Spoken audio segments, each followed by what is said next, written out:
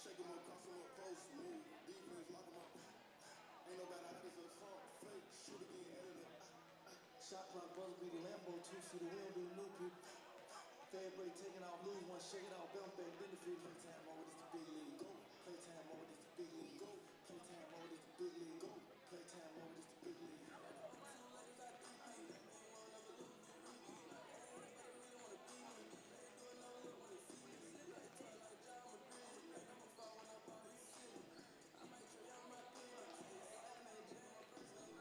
Playtime over this tip off. They try to cross with split off.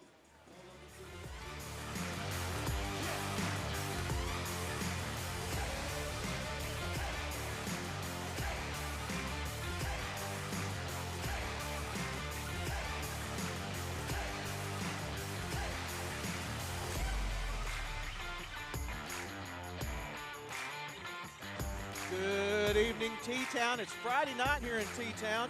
We're coming to you live from the historic new gym here on the campus of Tecumseh Public Schools. I'm Jeff Thompson, and you are listening to Savage Basketball, watching Savage Basketball. I have still correcting myself here on the Hub Network Tecumseh. We want to thank you for tuning in. It's a special night here, Joe. It is. We've got the Savages here facing Crossing Christians. The Knights, I just discovered that their mascot is Percival the Knight. Huh. Well, okay. So, I that mean, would have taken most of the evening to figure out. Probably. It would have, and I kind of like to be a little bit of a buff on mascots, and that one I had to look up, and we might be calling him Percy as the night goes on. Okay. I'm not sure yet. We'll see how things go. All right. But the ladies coming into tonight's contest, I think from what I gather, fairly strongly favored, but they did lose a few seeds maybe because the boys come in not quite so highly seeded. So we'll see what kind of challenge we've got ahead of us tonight. Well, that's always the interesting thing in basketball because, you know, you have to keep the teams together and they have to go to the same place and all that good stuff. And so that always probably disadvantages most schools a little bit depending on their programs. And so that's the case here tonight. So they kind of average that out between the boys and the girls, and this is what we end up with. So maybe not exactly who we would choose to play, but this is who we're playing, and I think it's going to get us well into districts here tonight. Well, yes, I think we'll have a good contest here tonight, and these Lady Savages always make us proud. And I know the gentleman as well. I saw Coach Edwards down there, and he's got total concentration on his face, so it's going to be a good night on both ends. And speaking of the Savage men, how about that W the other night, last Friday night? Yeah, a great way to go into this part of the season. Of course, you want all the momentum you can get going into it, so that's good for the men, and not any too soon, I would say, for them, because that. If you're going to find some mojo, that's the time to find it. Absolutely, and they looked a lot better. We said it really from the very beginning. They just looked a lot better, and their offense had some cohesion to it, and they were moving the ball well, and they rebounded really well the other night, which is a good sign. It was a nice total effort, and that's the kind of thing that wins you some ball games. Absolutely. So we're winding down here, about 90 seconds. You want to talk about any sponsors? Absolutely. I'd just like to tell everybody thank you very much. I know it's been kind of an odd year for us just getting around and seeing everybody. We'll be back out. I will be back out more specifically probably to speak to you guys. So, but I want to say thank you to all of those that have sponsored in the past and of course this year. It's very important to us. It's very important to the school. And as we've said many times before, that this program does not take the school for granted. We give back to the school programs and the athletic programs, and that's an important distinction of what we do. And we'll be glad to at the banquet again this year give them a sizable sum of money awarded to them as well for their participation with us for football and all the other sports this year. Exactly. So. If you're a sponsor here, you're investing in several ways. Obviously, you're helping produce our program, but you're investing right back in the kids here, the local kids, and these sponsors are local people. I mean, it just keeps your money right here in 74873. And, while I'm saying that real quickly before we get into the lineups and the national anthem and everything, we appreciate all the local help we have here with you, Jeff, and Danny and Denny and Randy. And the crew is just so local, and we appreciate that from all of you. It is a pleasure.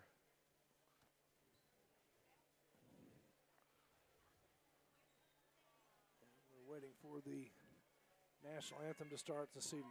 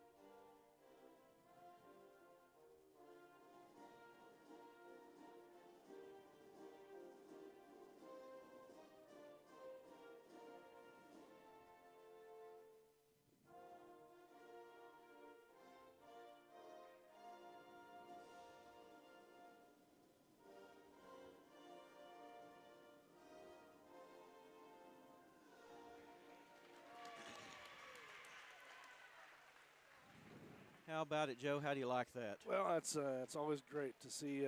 It's just a great tradition, really, for any sporting event to start off that way. And so you like to see everybody saluting the Stars and Stripes.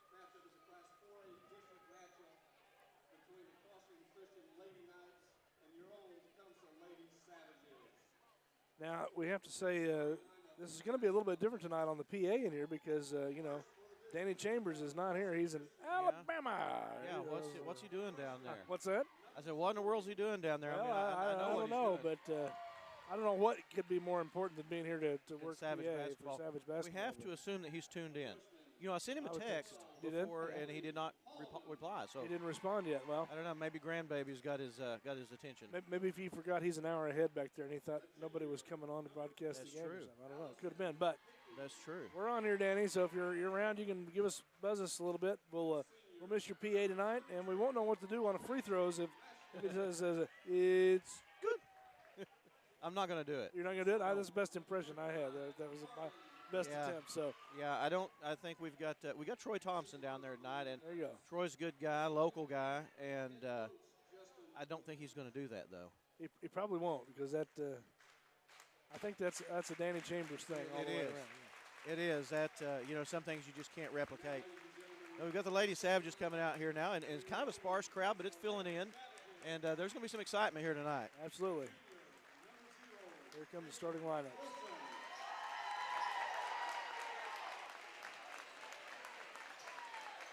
A junior, number 1, Serenity Jackaway.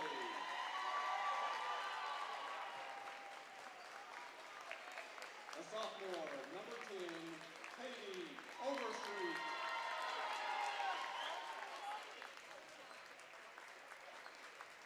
A senior, number 11, Kinley Warden. And a junior, number 32, Reagan Berry.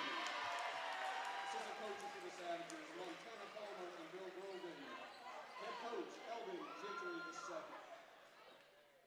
II. This Lady Savage team, I mean, you just, all of those Lady Savage names that he calls out, you think about how much they contribute to what this team is this year. And every one of those names, and we've said this all year long, every one of those names have something to contribute every week. Well, they 100% do. And, the thing, Joe, is each one of them has kind of, their unique things that they bring to the table, but it's all as a part of the program that works together like a well-oiled machine.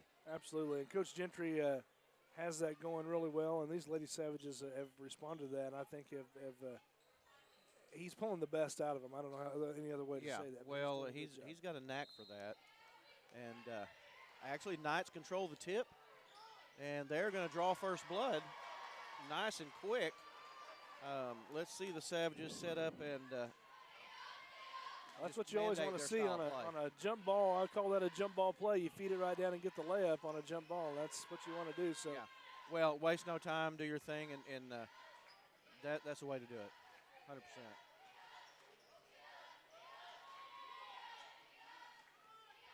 you know, the best thing you can say about this is completely unrattled by that.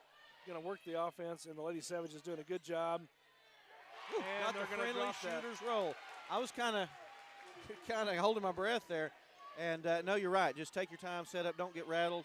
And these Lady Savages don't rattle like we do. Absolutely.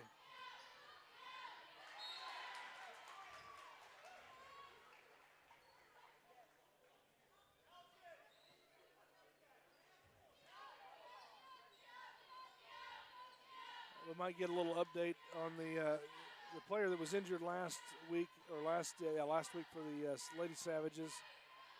Remind me of the name. Sorry, Jeff, I can't remember. That was Boatman. Boatman, yes. And I saw her mom come in and sit down. And, of course, I saw the Miss Boatman herself come in and wearing a boot and some crutches. And so I know she's in some pain, but wanting to see her teammates. And Barry going to draw the foul right there. Well, another, we've seen that particular play many times over the last several games. And Barry, again, getting good position there. And pass was right on the money, just a little bit under the basket, maybe made it a little tough for Barry to drop that one. But she did Able to draw the foul, yeah. And that foul's going to be on number 20, Allison Hickey. First one goes in, so Savages take the lead.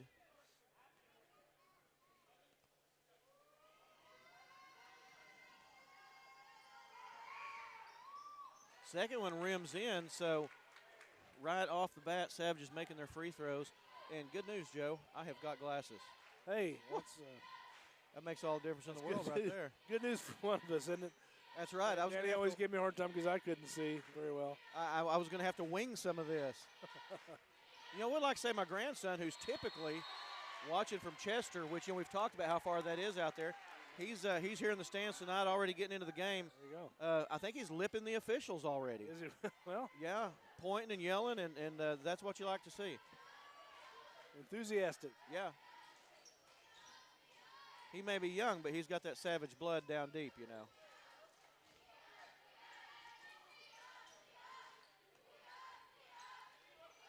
And if you'll notice, Overstreet starting tonight for the Lady Savages. Yes. And just a little bit tentative maybe in her play last week, although good. But let's see if she maybe shakes some nerves and gets involved early this year. I mean this week. I said this year.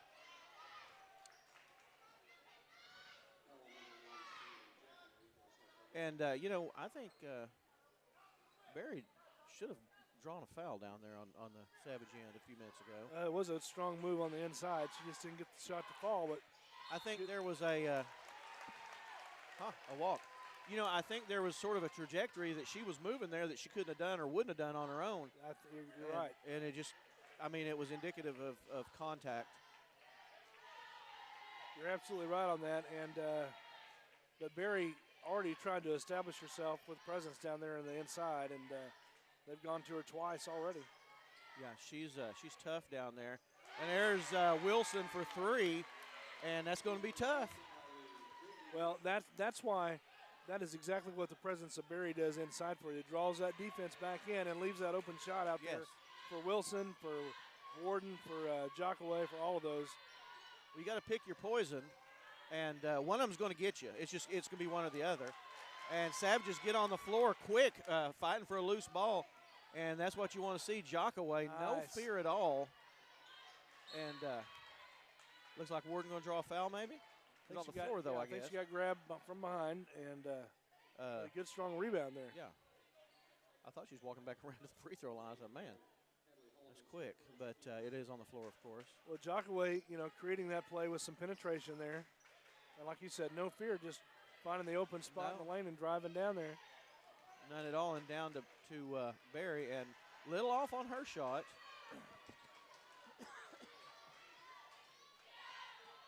If she gets those to start going, that's going to be really good. Good. Good position again by Jockaway. That's his. Was that Jockaway? Yes.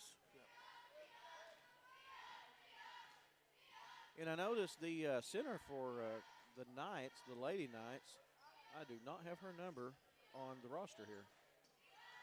It is 35. Is that correct? Am I seeing wrong? I can't. I think it is. Those numbers are hard to And read. nothing but net from Jockaway.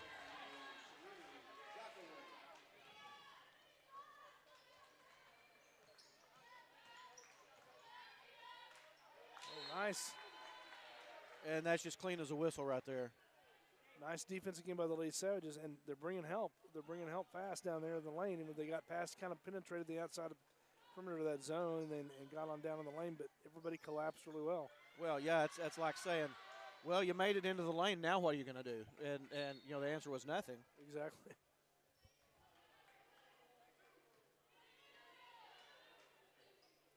Well, out of bounds rather to the Knights.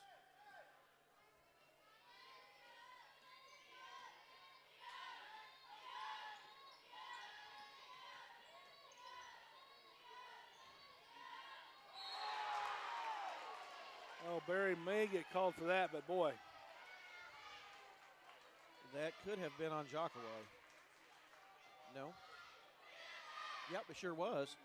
And that's 2 on her. Wow. Well, I'm surprised they didn't. Usually the the low post gets called for that kind of foul, but Jockaway just got her hand in there early. Well, and it looked like a clean block. And Clara Beebe hits her first free throw. You know, she's just a freshman. And that's impressive, freshman sinking the free throws. Yeah, she's flying around the ball for the Lady Knights quite a bit tonight.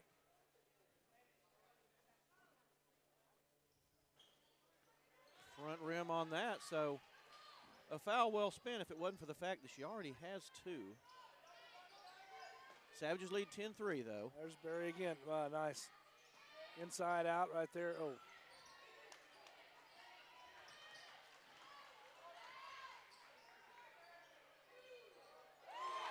And another one by Wilson. Well, tell me that offensive rebounding doesn't make a difference. Oh, it's huge. All year long, just excellent rebounding, excellent position by the Lady Savages on the offensive and defensive end of the floor. Now, while we were shooting free throws a few minutes ago, Schweigert subbed in for Jockaway. Well, Jockaway had to take a seat just because of 2 quick fouls early in this first quarter. And I believe Schweigert just picked up her first. I'm waiting. Yes. And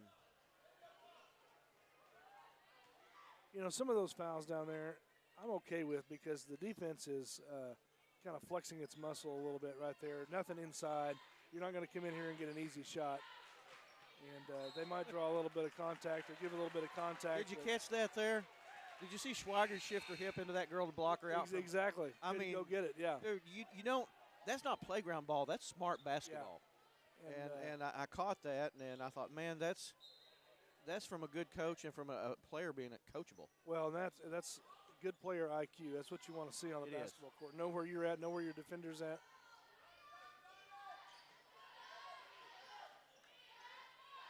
Boy, very deep in the lane there. Schweigert for 3, and timeout, Lady Knights. Almost have to. You almost have to. Yeah. Because that is working so well. Every time down the floor, they've been getting some penetration with Barry in there. And even though she hasn't dropped those shots, maybe as much as you'd like, the threat is there because they collapse in on defense and they're wide open on the outside. Well, and it's resulted in points. Let them go out to the perimeter and guard the three-point shooters and see what Barry does to you. Absolutely. It's not going to be pretty. And, I know it's still early. We've got almost 3 minutes to go in the first quarter, but 3 points, Joe. Yeah. And, again, that defense creating you're only getting one shot and done down here on the Lady Knights end of the court. So, and then on the other end, you're seeing offensive rebounding that's translating into points. We can already say that that's turned into 5 or 6 points for the Lady Savages already just on the offensive opportunities they've gotten on their end of the floor. So. Yeah. And, I'm just going to point it out. They're spinning a little Boy George here tonight. Yeah. Culture Club. That's 80s right there. That is pure. I thought Danny was still down there. Just carrying on in tradition. Yeah.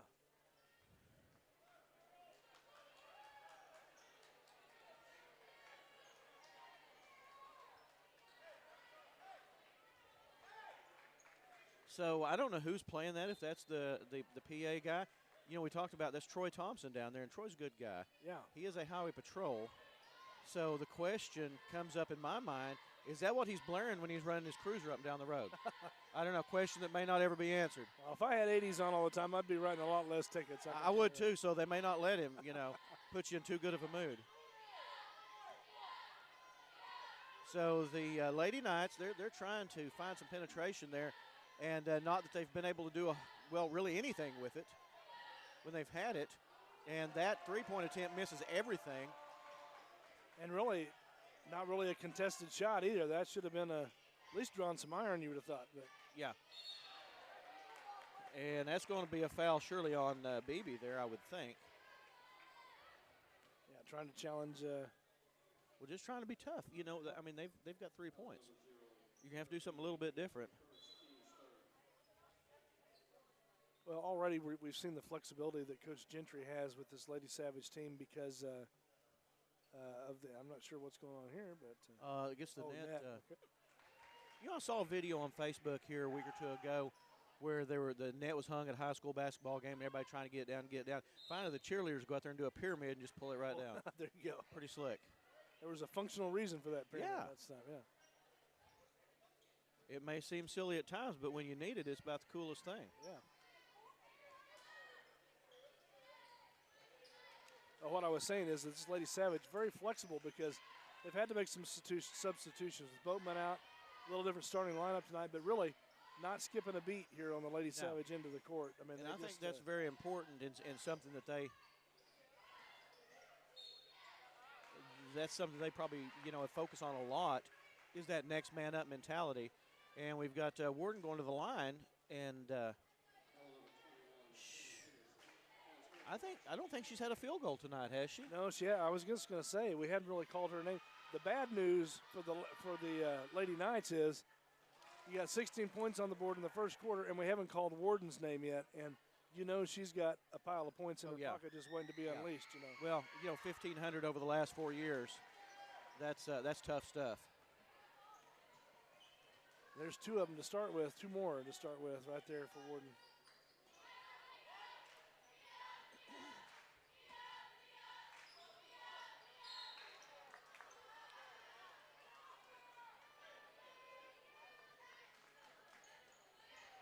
Kind of a ticky-tack foul there on that one, but got in her pocket just a little bit. And that's on Wilson. Yeah, I don't care for that a whole lot. Dribbles right into the crowd and then coughs it up. And, that's a freshman mistake right there. Yeah, and if you go down low in the middle on the Lady Savages, there's always going to be a crowd down there. And they call a travel on Barry. I guess she must have dragged her pivot foot. Well, Barry's having a good time getting position. She's doing fine on that. Just can't find the bottom of the bucket there. But kind of a cold start. But the good news for the Lady Savages, you got a couple players with a cold start, but she's still got 18 points on the board in the first quarter. Yes. Yeah, I mean, they're running on about 5 cylinders here, and that's okay because those 5 are pretty tough. Absolutely. Just shows, again, the flexibility of this Lady Savage offense and the depth of this team. Oh, nice anticipation. Oh, gosh. That was almost one of those inlet passes into the post that was almost timing. She wasn't even looking for it yet, and that ball was in the air. She turned around and it was right there. That was a nice setup. And they called an offensive foul on Barry. Well, Barry might have cleared her out just a little bit, but.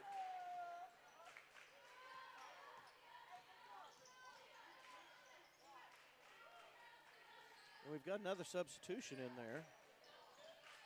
And I didn't even catch that. And rimmed out. That is a lonely looking 3 points for this first quarter. Yes, it is. Stalling in down low. And just They waved that off. ran out of floor there. So we were talking, I don't think it was last week, maybe the week before, about 8 points at the end of a quarter. That's 3. That's tough defense, Joe. Boy, that is. Tough D. Let me tell you, we've seen some rough quarters, even especially with the men's team a little bit sometimes, but 3 points is about the worst I've seen. Well, it is, and let's look at it this way. The first 2 were on controlling the tip and then a free throw. Absolutely. I mean, that's it.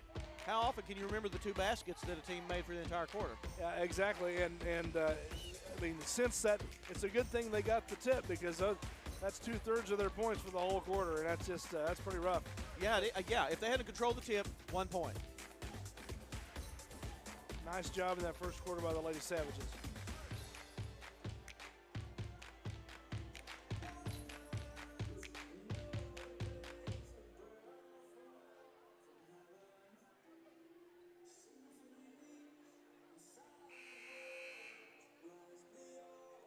Well, I would say that the Lady Savages for several weeks have been preparing for this moment in the season to get into this playoff picture and to start executing, or not start, but to keep executing like they have been for the last month or 2.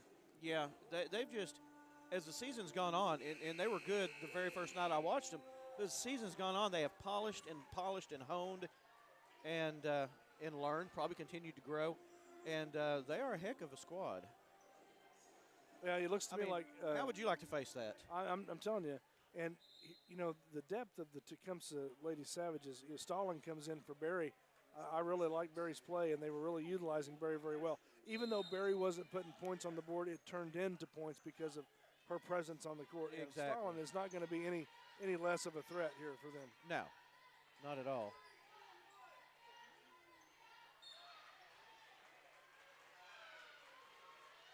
A rare rebound. But the reason for the rare rebound was she got a little push in the back before she got the ball. So yeah, and that was going to be on number 11, Eloise Coulter. No. Yes, Eloise Coulter.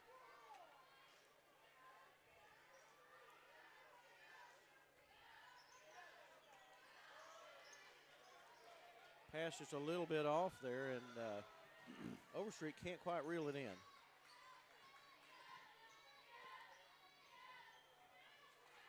Two Lady Savages right there for the expected rebound when it comes down. That's good basketball. Stalin, a little different on the offense. She was flashing to the high post there. I guess she's doing that again. Well, you know, you've got Schweigert playing a stretch 4, and then Wilson's going to burn you down from the perimeter. Was that 2 or 3? It looks like. I believe it was 3. It was 3, yeah. But again, same inside-out game with Stalin in there. Didn't change the execution of the offense. Lady Savages went right to it, and great execution.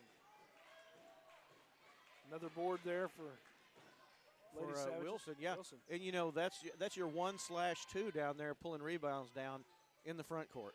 That's tough. That is. Oh, going to get a carry there.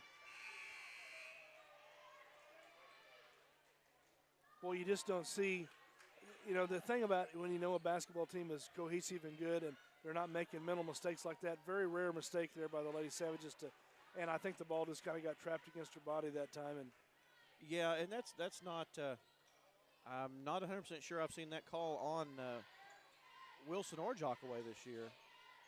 And you see, you know, seriously, that's something you see more in men's basketball. Absolutely. Now, if you'll notice, Barry has come in and either sub for Schweigert or bumped Stalin up to the 4. So now we're playing big. You got Stalin and Barry in there, and that's kind of unique. Try to get into that lane.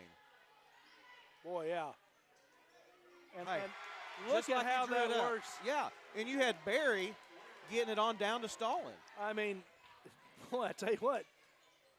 Which one do you want to give it to? Who would you like to score on you? Barry says, I'm going to give it to you, Stalin. You make that shot right there, and she did. And it was contested. That's the thing. It was a great pass, and it was a nice straight up and down. One thing I've always liked about Stalin. That's what you're going to say. Well, she kept it high. Never brought the ball down. Yeah. Never brought the ball down. Kept it up there and went straight up. And she's very disciplined on doing that. Well, that's just good fundamental basketball. Those are fundamentals. And the Lady Knights finally scored 3 more points. They got a continuation and one. And one, yep. And, they're going to show a little press here.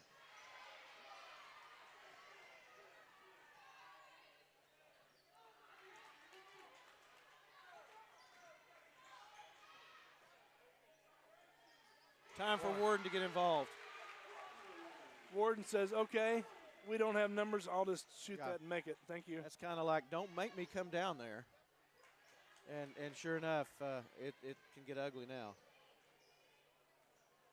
Do you notice how the Lady Savages are just always in the right position? I mean, well, you talk a lot about movement away from the ball, and that stems from that.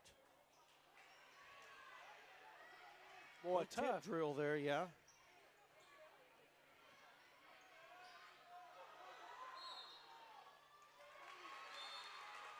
Now, I'll tell you what, most players like Barry might get their head down just a little bit about because the basketball is just not finding the bottom of the bucket for her. But my goodness, 25-6, and a lot of that is contributed to her effort on the court. Maybe not offensively in the bucket, but a lot of those points are because she's in there. Yeah, those are things that don't show up in the stat sheet. A rare rebound there for the Lady Knights.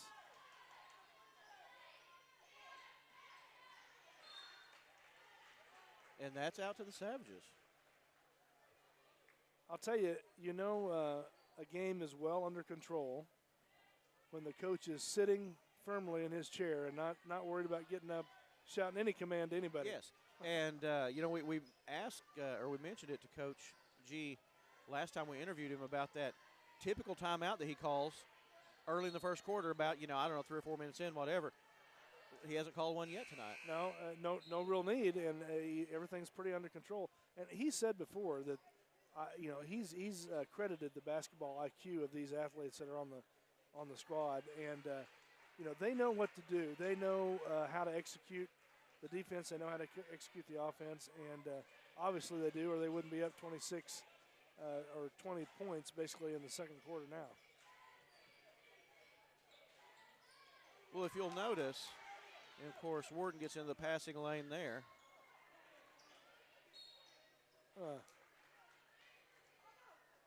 Tough. Yeah.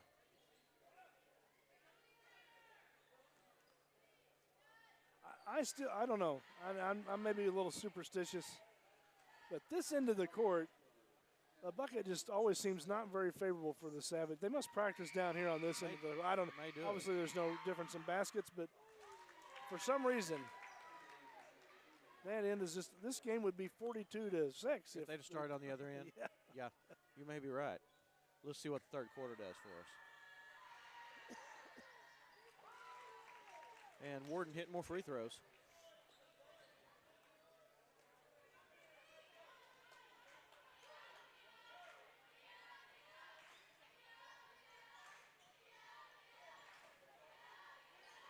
Man.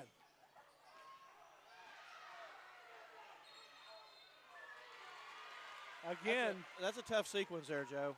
I'll tell you, I know I say it a lot, but I'm just impressed by the Lady Savage post play because even on that defensive stand, Barry didn't reach in. She didn't get on the body of the offensive player coming in the lane. She just went straight up with her hands, and it caused the offensive player to walk, not knowing what to do with that. Well, it's just like you said, you talk about her presence on the offensive end. Her presence down there on the defensive end poses at least a potential problem. Absolutely. And that's something you got to think every time you drive in. And shot, three-point rims out. And that was, I didn't catch if that was Wilson or Jockaway. I think that was Jockaway on the shot. Warden tied it up, but and it stays with the Savages.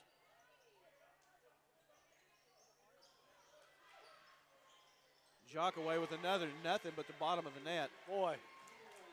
She's tough tonight. Did I actually utter the phrase, this might be a competitive basketball game earlier tonight? Well, it's kind of a, I kind of thought it might be. Coach Gentry, always respectful and humble. And he said, "Oh, we got to play," and of course they do. But man, these Savage ladies, they are playing lights out tonight. A rare bucket.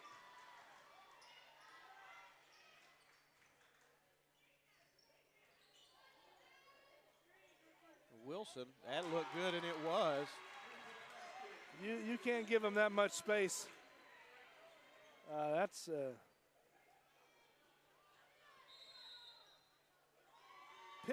pick one of the perimeter players for the Lady Savages, and they're going to make that bucket. Yeah.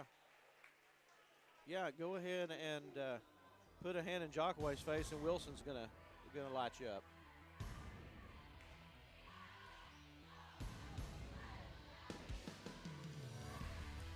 Well, I don't know how you can start playoffs any better than you are tonight. No, and it's just all workmanlike, very professional, businesslike. If you and I've mentioned before, if you just look at the looks on their faces, I mean, this is business, is what they're doing, and they're going to get it done. Absolutely, and again, it's easy to say about these Lady Savages just how deep the bench is for them, and any one player can come in and make up for maybe a bad night for another player. Stalin is a good example. Barry having a rough evening, finding maybe the offensive bucket a little bit, but game is great in all the other aspects, but still the Lady Savage is able to make up that deficit and more for anybody that's having a rough night and a rough start. Well, it is, and Warden's not had a particularly big night, so far, and at any time it can become the Warden and Barry show. Well, no kidding, and let's just be very clear. If we got to a point that Warden needed to take over this game, she would. Yeah. And yeah, absolutely.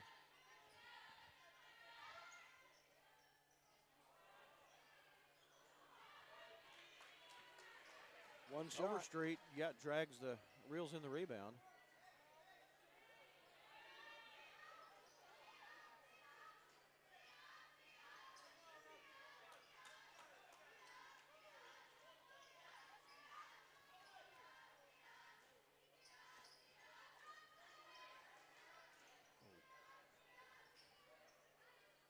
And that was a little bit off.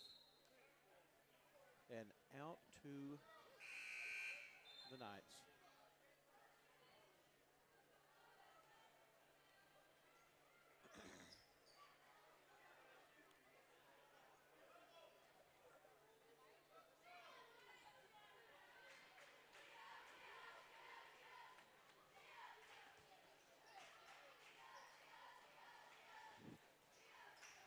Got 80 seconds left to go in the half, Joe, and still 8 points on the board for the visiting Lady Knights, and that's tough. If that doesn't tell you what this Lady Savage defense is like, I don't know what would, because even their number of shots is just way down because they're only getting one shot down the court, down each possession, down the court. We're going to give you one opportunity, maybe. And then we're going to go back our way. How quick that pass was. Oh. Wilson rims out. Some mistimed jump on the rebound there. Again, just no picking plan. their pockets, yeah. No plan.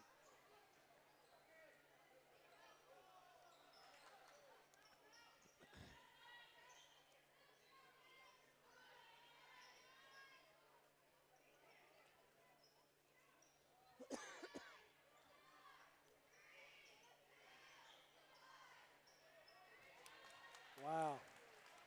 And that's just what she does. Little dribble penetration, jump it up, 10 feet, drop it. That would have been cool. As it is, 35-10. Lady Savages all over the Lady Knights. Well, an incredible display so far of what these Lady Savages can do offensively and defensively. So let's take a little break, Jeff, and we'll come back. Yes, sir.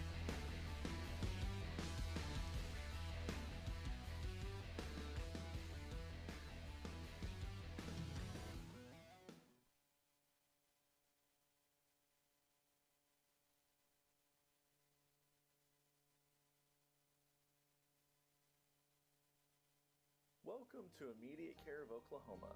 Come visit us at our Tecumseh Clinic located at 502 North Broadway. At Immediate Care, we meet people where they're at to provide compassionate and efficient care in an honest and respectful manner. We offer a wide range of services including x-rays, physicals, drug screens, occupational medicine, flu, strep, and COVID testing, and much more. Book an appointment online at immediatecareok.com. Come see us so we can get you better, faster.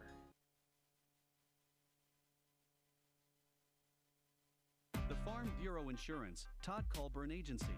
Most Valuable Player Football. Catch it all on the Hub Network Tecumseh Facebook page. Little office with a big welcome. Come see us.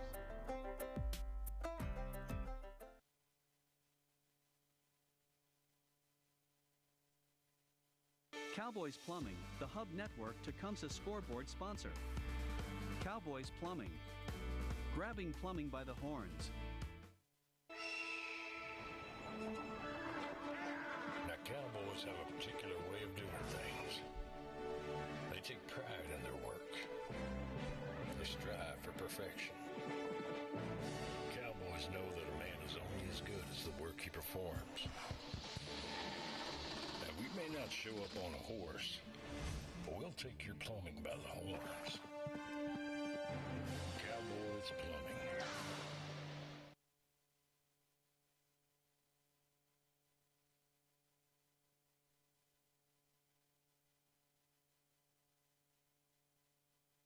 Welcome to Immediate Care of Oklahoma. Come visit us at our Tecumseh Clinic located at 502 North Broadway. At Immediate Care, we meet people where they're at to provide compassionate and efficient care in an honest and respectful manner. We offer a wide range of services including x-rays, physicals, drug screens, occupational medicine, flu, strep, and COVID testing, and much more. Book an appointment online at immediatecareok.com. Come see us so we can get you better, faster. The Farm Bureau Insurance, Todd Colburn Agency. Most Valuable Player Football. Catch it all on the Hub Network Tecumseh Facebook page. Little office with a big welcome. Come see us.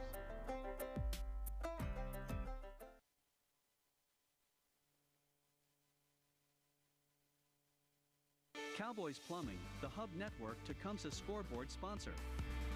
Cowboys Plumbing. Grabbing plumbing by the horns. Now, cowboys have a particular way of doing things. They take pride in their work. They strive for perfection. Cowboys know that a man is only as good as the work he performs. Now, we may not show up on a horse, but we'll take your plumbing by the horns. Cowboys Plumbing.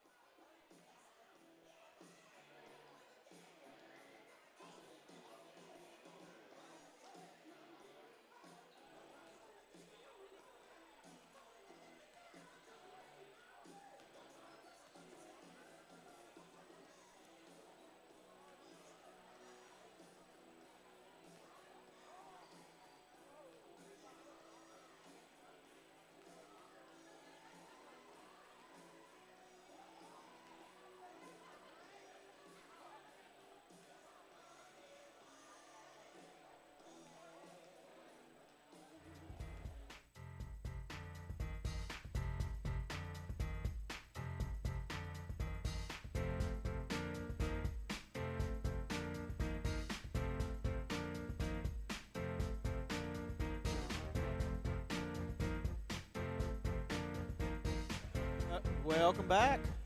We've got 2 minutes, 45 seconds left in halftime, and I want to talk about these Lady Savages as if we don't enough. But what the heck do you say if you're the coach of the Knights?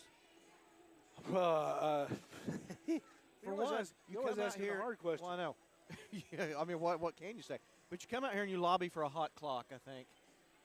Yeah, I mean, you hope because, well, you know, look, I think you have to come out and play like a 0-0. And, you know, the playoffs, this is all double elimination at this point. So, you know, you're going to probably go into the other side of the bracket here. But you got to play with the future in mind a little bit. So you can't just probably give up the ghost here. But you need to go out and kind of make this like a paid practice in essence. You know, you're up against a tough team. The Lady Savages are tough on defense. But you got to start trying to get your offense to establish itself and make a few shots, find the bucket at least. Well, you know, there's some life lessons to learn, and you know, you keep on keeping on, and you don't, like you say, give up the ghost in the face of adversity. But man, that's a tough draw. It is for Percy the Knight. Well, and you know, give credit where credit's due here. I mean, the Lady Savages have just played lights out, and not even probably offensively. Probably not even hitting all the shots they could have hit, and they're up by that 25 points, you know. I'm pretty confident that they could have done more. And can you imagine? And something else to think about, and I was talking to my wife just a minute ago who's here at the game with me tonight. You know, these Lady Savages drew a higher seed than they could have. Can you imagine that? Boy, I know. That would be even worse news for the opposing Mathematically, team. that's not hardly, I mean, that's tough. That is tough. So, you know, if you're the Lady Savages, if you're Coach Gentry, you're like, okay, things seem to be pretty well oiled right now. Let's not do anything about that. Let's just keep doing what we're doing. Yeah, just do what you do. And, you know, I mean, it's all Savages here. Well, and we've said this I don't know how many times, but there's just so many weapons on the Lady Savage team. The bench is so deep. When one person's having an off night, three others can come in and step in and play their position, you know? Oh, yeah.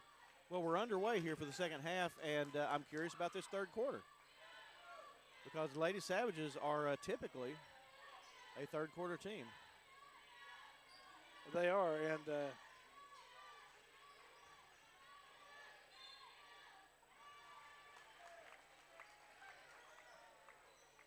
and basically forced what you would call an unforced turnover. An unforced error there for the Lady Knights, and Lady Savages get the ball right back in their hands.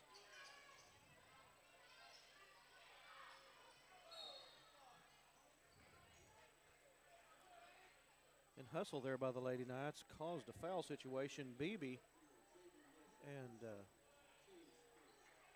I'm going to look. That's 2 on her. I thought that might have been 3, but it is 2. We saw her at the free throw line a little bit ago. Where the majority of their points have come from, really. Yeah, a lot of them have. Look how that just opens up Barry. And there she is.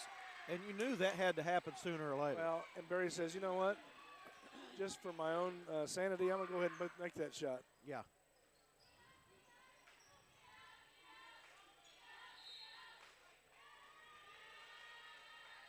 Again,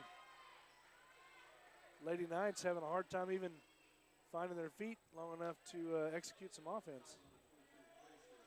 It absolutely is, and I think it has them flustered. And it's causing them to do some things that maybe they wouldn't typically want to do.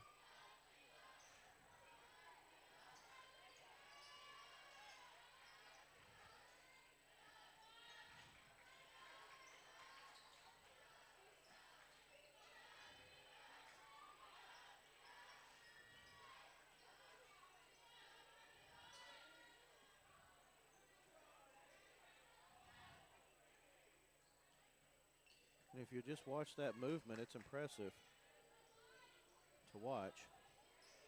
Overstreet from way out there, and that's 3 more. I tell you, you know, you can just watch when a shot goes up. I think it's interesting to watch the Lady Savages once the shot starts to, they know they're going to shoot, how they get in position. they get around their player, block them out, and are in perfect position to get an offensive rebound.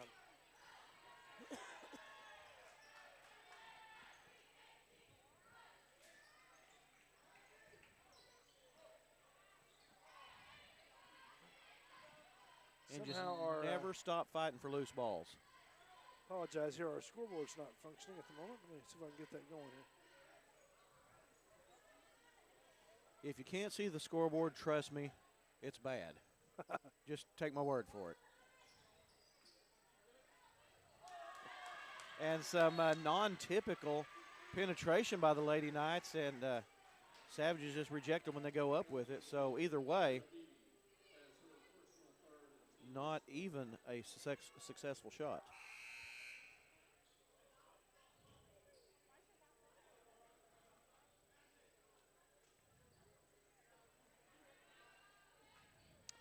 Well, let's get our scoreboard updated. We'll see if it functions like it's supposed to here. Here I was punching in scores and nothing was happening. I didn't realize that.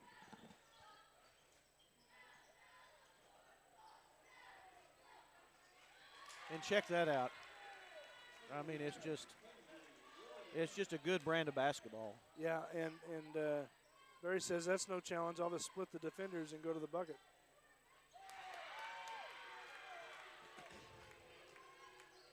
Warden up court. She stops and pops a little bit short.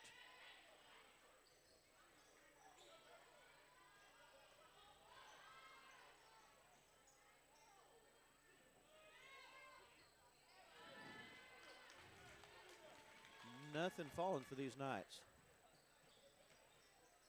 Yeah.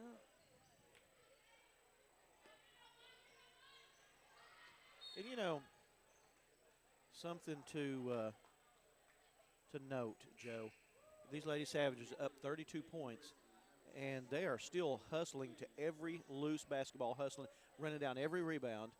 And, you know, I would imagine Coach G would have some wind sprints and suicides in store if they didn't. Well, I mean, if that's what they were getting out of because of that, I mean, they're not going to be running tomorrow, I would say. No. But this is kind of like watching the rich get richer here a little bit. I mean, the reason they do, the reason wealthy people gain more wealth is because they keep doing the right things with their money, right? Mm-hmm. Same with the Lady Savages here. They're not really paying attention to the score. They're just playing ball. Yeah. They're trying to rebound. They're trying to play defense. They're not paying attention to the fact that they're ahead by 32 points. Just doing what they do. Absolutely. And that was 2 misses from the free throw line by the Lady Knights. They had hit several, or a few anyway. Down to Barry and in.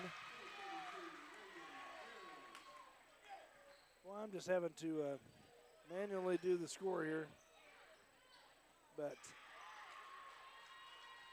well, like I say, trust me, it's bad. It's 44-10, and Lady Knights have not scored in this half. Well, and you know, they scored 3 points in that first quarter, and really it hasn't been much different for these. If this quarter doesn't go any better for them, they're on about a 3-point per quarter average. It's not very good. That's tough. Warden at the line.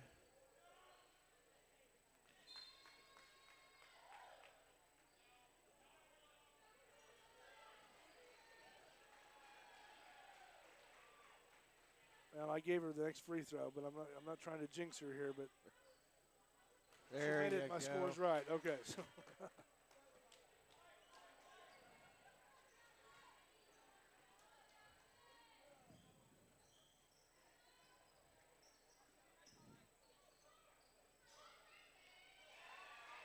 Lady Knights get one to go in. 46-12.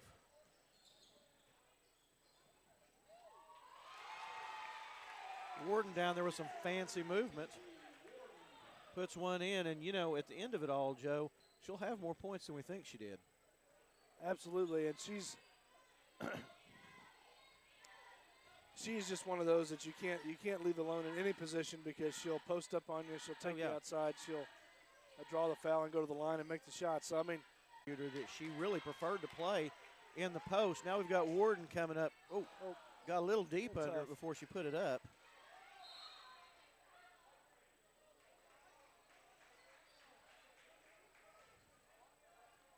kind of a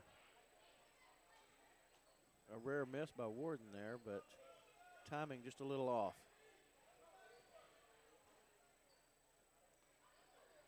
Well, I suppose if you're going to make a mistake like that, make it when you're up by 34 points. Yeah. Well, I mean, she is human. Nice down low bucket there by Jockaway. You know, like I say, we kind of scratch our head sometimes when we see a miss, but, you know, like I said, they are human, and they're going to miss once in a while. That was bizarre. There was no contact there, or very, very little. Tough foul. Yeah, it was. I don't understand that at all. And that's 4 on her. Of course, she's going to go sit down. You know, I mean, we're in a position where 4 on her is not going to kill us. But, golly, that was kind of a pathetic call, I believe. And that, let me tell you, that right there by, was that Swaggart? Or Was that number 2 that drove? 22, or no, 22 that she created a jump because they blocked the ball. Number 2, Chloe Stevenson's in.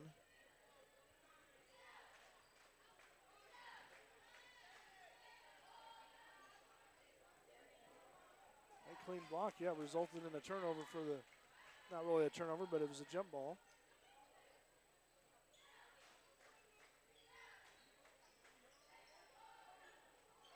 Boy. And there's Wilson.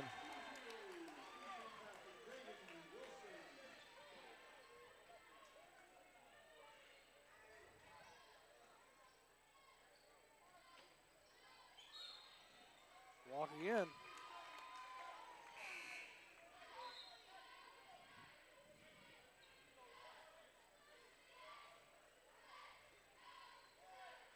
Talk about shooting fish in a barrel. This is about as easy as it gets. Yeah, well, I thought about that earlier.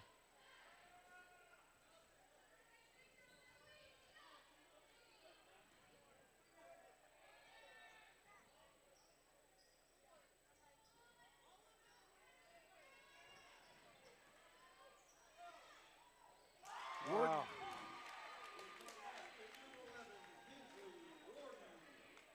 It's just not hardly fair, Joe. Not when it looks like that. I'm going to go back to the old Mid-South wrestling. Jake the Snake Roberts, he always said it was cruel but fair. And that's kind of what it is with these Lady Savages. It's cruel but fair. Absolutely. And, you know, it's not even like, I think the Lady Savages are kind of out for a Sunday walk at this point. How do you defend that? Well, I'm going to say it, Joe. It's too easy.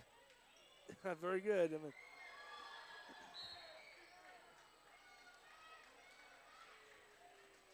yeah, that is. You got to put foul number 3 on Wilson, and it's a three-pointer away from being up 40. That's tough. And it looks like the Lady Knights want to talk it over, and can you really blame them? What are you going to talk about? Well, they're going to say, okay, I saw a Brahms and I saw a Pizza Hut. What are we going to hit on the way out of town? Yeah. That's kind of what you got to do. And should we leave now? Would be the question. Well, I mean, I think. Who's got the bus keys? Yeah, exactly. Start that puppy. Get the heaters warm. Get the thing warmed up. Although it was a pretty nice day outside, so you know they The bus could already be warm, but exactly. You ever hear? I know you have. Sometimes a crowd will start the bus. Start the bus.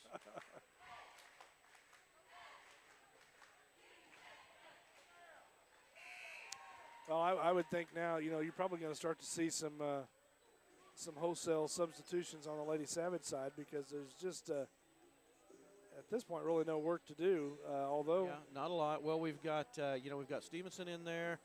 We have got let me look here. Katie Lewis.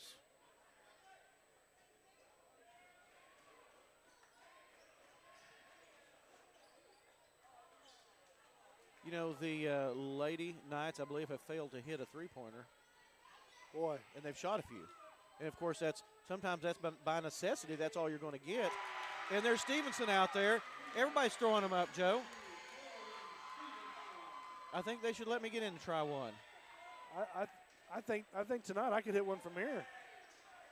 I think so. It's like you get a 3 and you get a 3 and everybody gets a 3.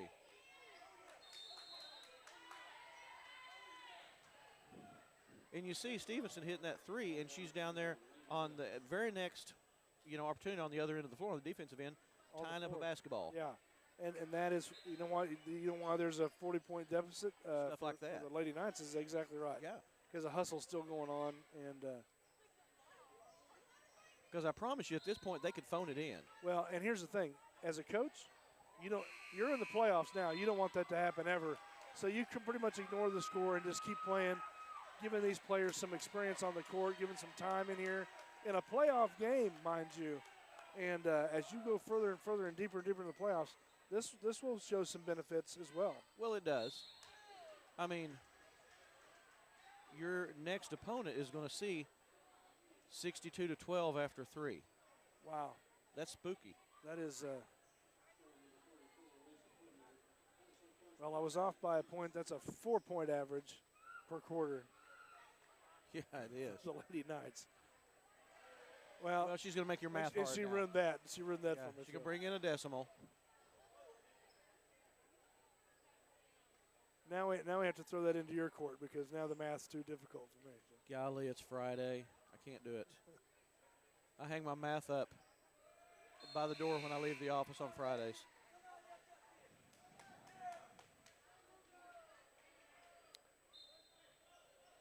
Well, there's still a remainder on that, so I'm not going to attempt the math. But anyway, yeah. So, man, talk about lethargic scoring. That is the essence of that. That's for sure. Huh. That was knocked out of Stallin's hands, but officials determined it did touch her last. See, if you'll watch there, Overstreet's still going to press a little bit. Stallin gets her hands up, and we end the quarter 62-14 after 3 here in T-Town. That's like sledding uphill. Boy, and sledding uphill in the summertime, I think, is more like it because with no dogs to pull you. Exactly. Man, just a stellar performance. And I'll tell you, a lot of credit to Coach Gentry here. Just keeping his players focused when you have that big of a lead, too. You need to keep your players focused. You need to make this worth something to your team because this is a playoff game, so you don't want to just walk out of here and not come out with something that gives you momentum you feel like going into the next round or this side of the bracket on the playoffs. So, oh yeah, and it's got to be a big momentum booster and a big morale booster. But at the same time, like I've said, they're just kind of businesslike. They know what to do. They know what they're doing, and I think humbly they expect to win. They do, and it goes back. Even when you're in a close game, a tight game like they were with Bethel the other night, no panic. Yeah, and they're not. And they're just a very level, even-keeled team, and that's just a mature team. It is. Was it Mount St. Mary's the other night? And there goes Stalin for 2 more. Man, she's tough down low. I tell you, they're not going to lose one thing. She's a sophomore, for crying out loud. And I'll tell you,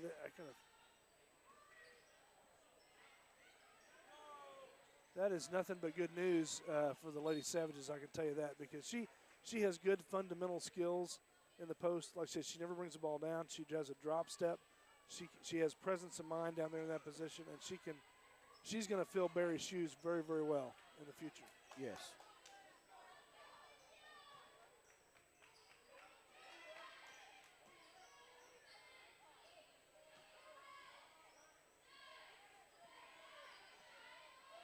Even there, she never brings that ball down. No. She just keeps that up high. Good inlet pass.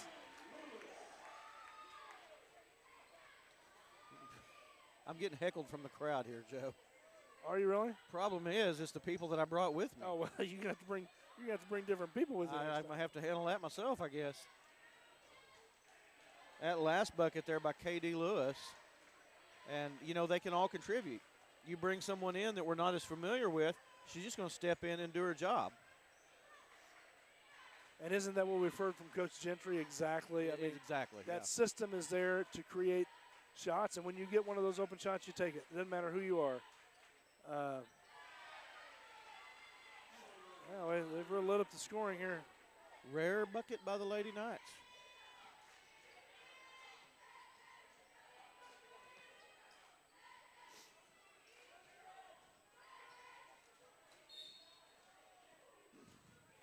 And turnover, looks like Stevenson may have stepped on the line. And we've got someone coming in here. That is Lila Meeks, and she's going to sub in for Overstreet. So we've got a complete set of, of subs in, and they're going to carry the torch just as well as you expect they will. Well, these are the underclassmen, and boy, how often This is the future, How often do you get playoff game experience up by 40 points? I mean, not very often, obviously, but. Well, these young ladies are able to come in here and play with some house money and learn, and this kind of learning experience is you'll be huge in a game or two down the road.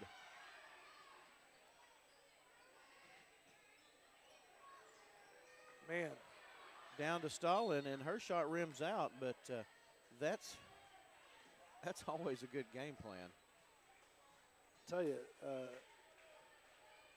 still fundamentally though, she put that up correctly. Yeah, it just come out, rimmed out, but she did what she was supposed to do. And Stevenson breaks Lady Knight's ankles there. Dude, I mean, that's first quarter stuff.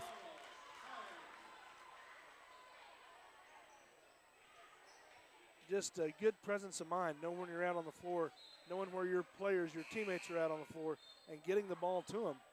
Timely, that is, That's huge. For underclassmen, that's a big deal. Yeah, it absolutely is.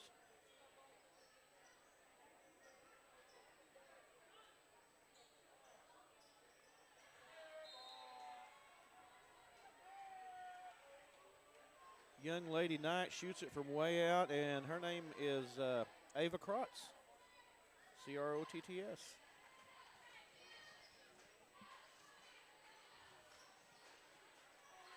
Man, can't do that. No, you don't do that, and I mean, that's just too easy. Everybody getting in the books tonight. Check it out, Joe. How sweet it is. You've got Lewis making the steal, pass it down to Stevenson, who puts it in right under the bucket. Extends the Savages' lead, 72-16. And what do you say about that? Again, even when the underclassmen come in and take over the game, they're playing tough defense, and the defense is creating offense. Well, they don't let up. They're not lagging up and down the court. They're hustling for every, for the ball, every possession, every rebound, every basket. It's 100% hustle.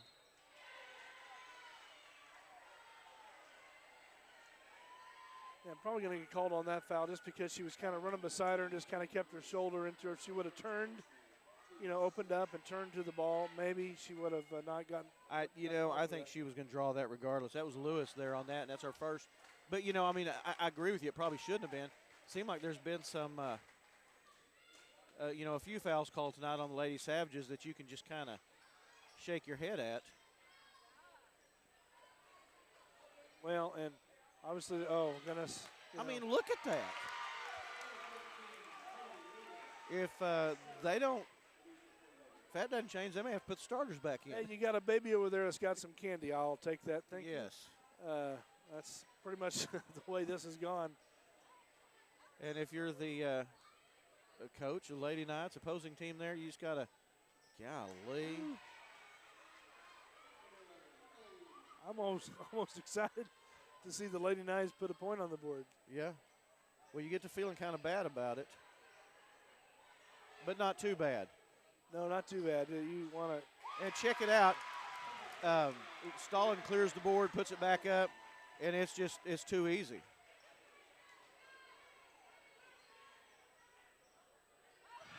Lady Knights finally put one in from three, not for lack of trying.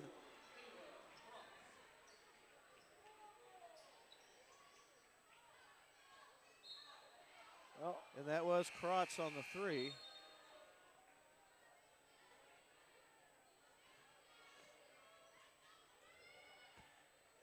I don't know what's going on over there on the bench. I see some tomfoolery. And you got to have fun with it. You might as well at this point. I think looked like Schweigert was rowing a boat. I'm not real sure. But you know what? When you're these Lady Savages, you can do what you want. And you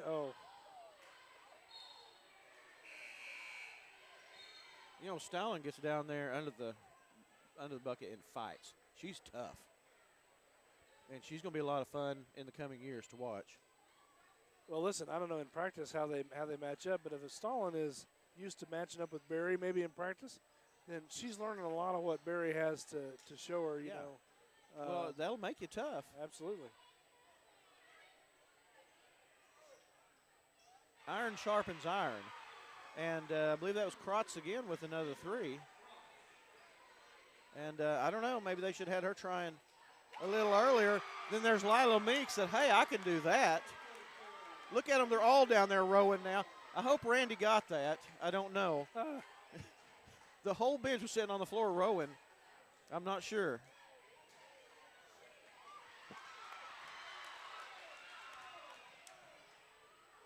Stevenson on the steal.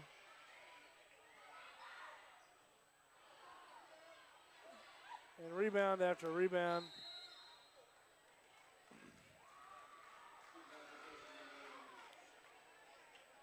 I think that's one of the first possessions I've seen tonight where the Lady Savages have taken more than 2 shots that didn't either go in or something good happened at the end of it. Yeah. You know, a foul or something that put them at the line. But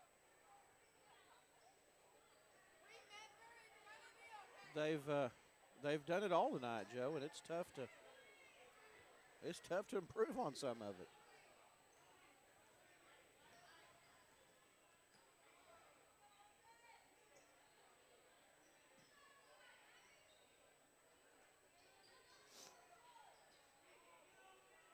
oh, a rare errant pass there. Yes, backcourt violation.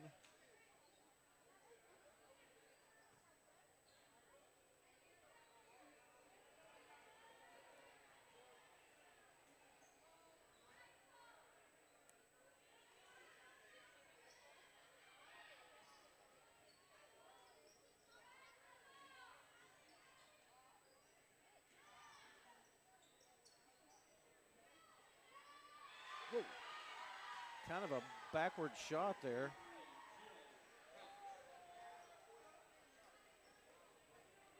And by far the biggest quarter for Percy the night.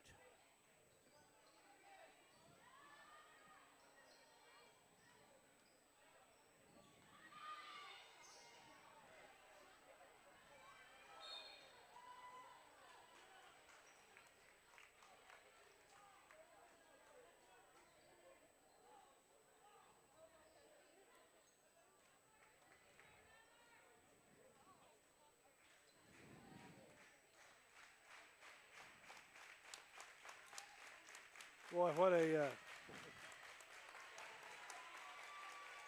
night for the Knights. It was a rough night. I tell you, quite a performance by the Lady Savages.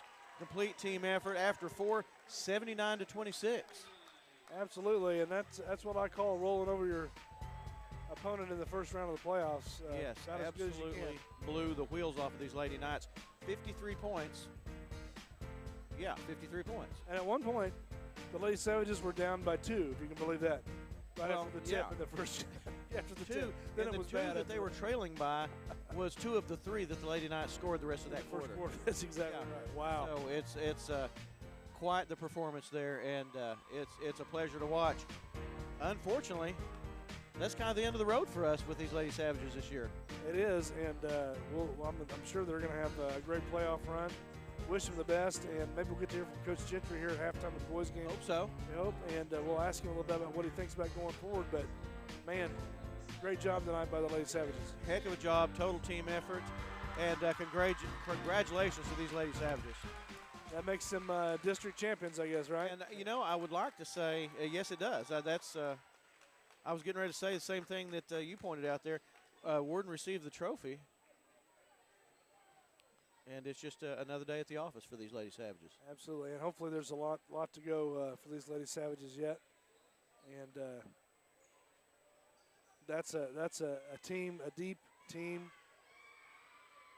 with a lot of talent and a lot of left in the tank as far as ability and going forward. Oh, yeah. For years to come with this Lady Savage team too. So Well, yeah, they are definitely, I believe, a historic group, and these are life lessons, and they ain't finished. We've got the Savage men coming out here, and I'm expecting an exciting contest here tonight after what we saw last week. absolutely. We'll take a little break, Jeff, and let's come back here and we'll get this game started. Yes, sir.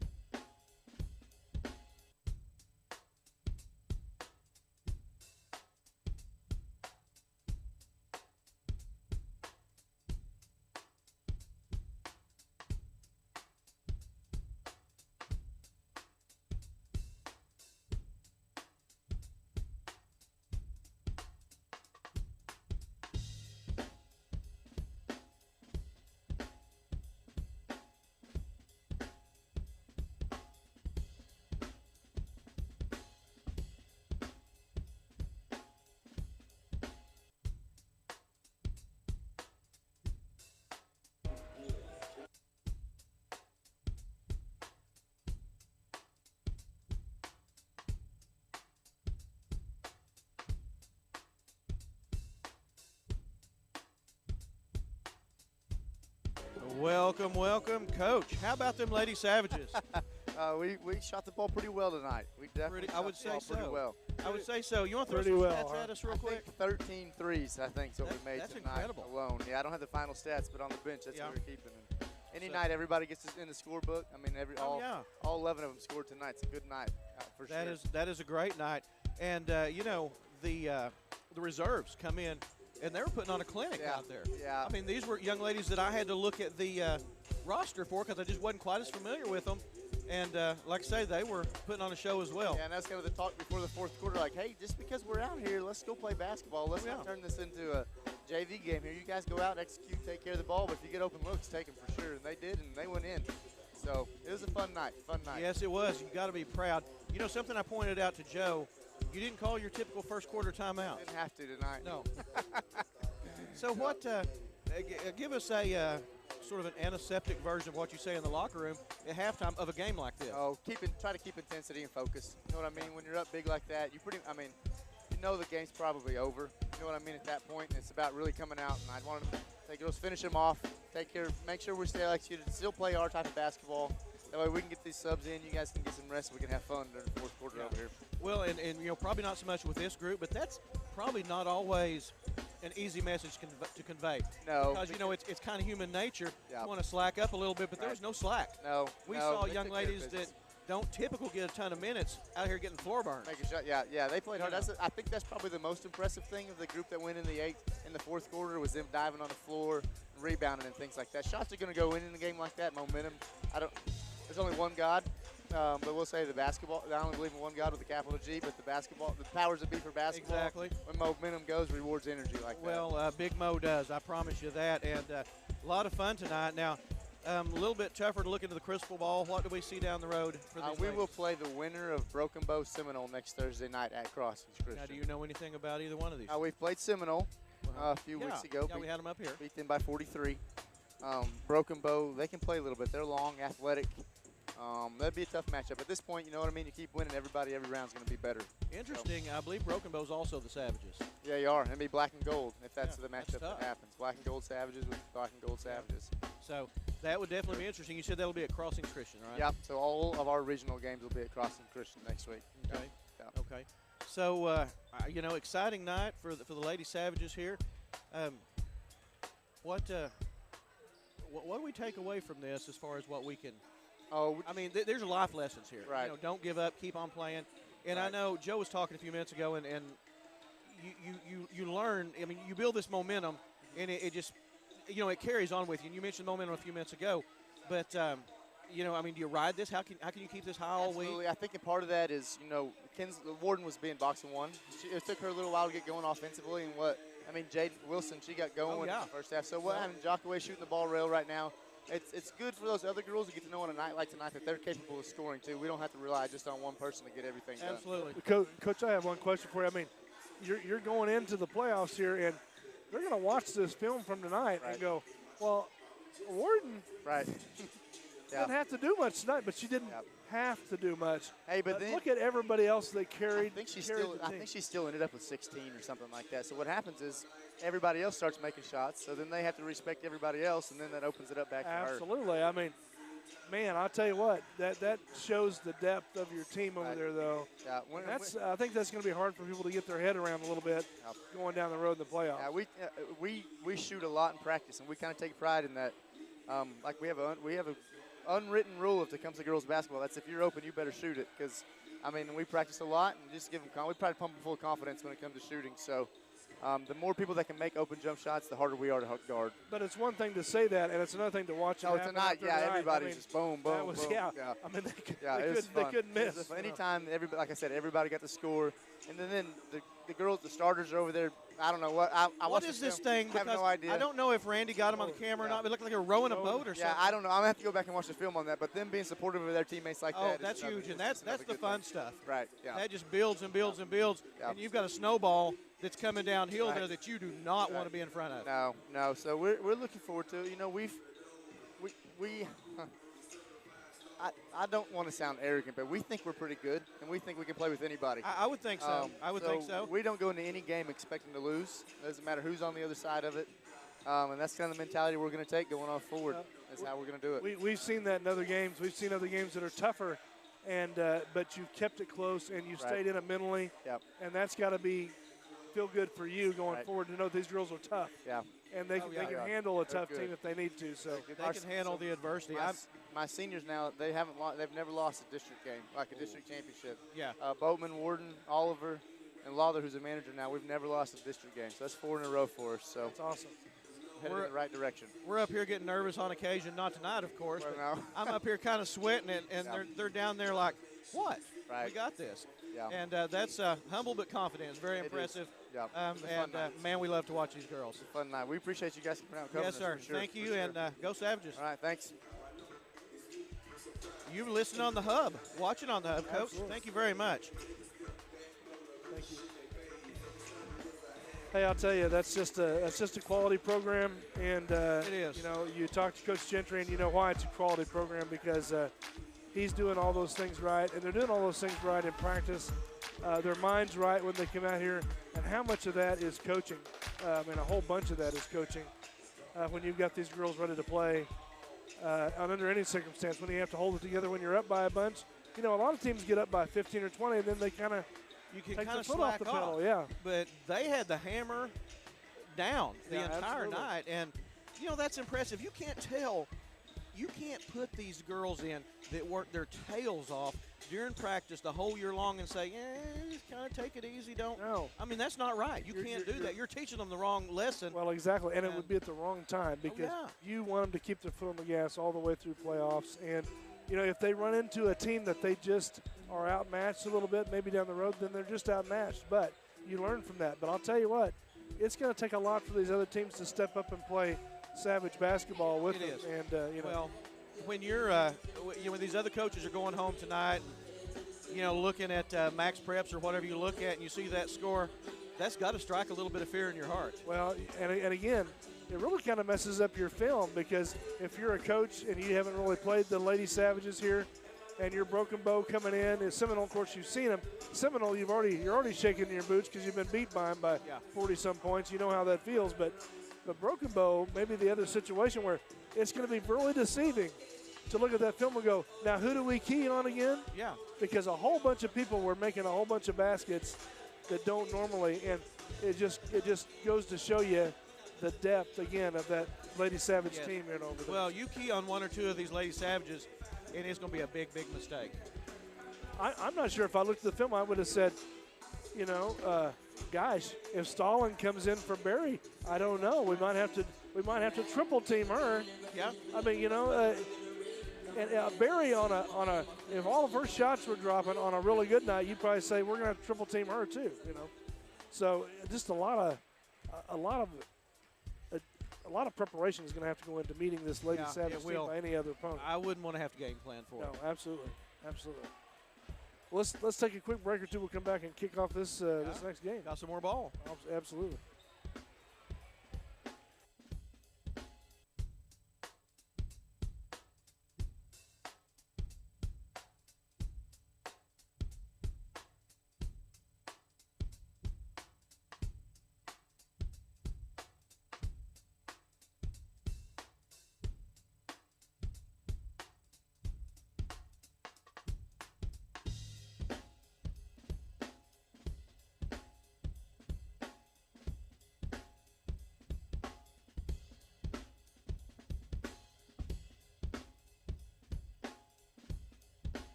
Citizens Potawatomi Nation. At Fire Lake, we have it all.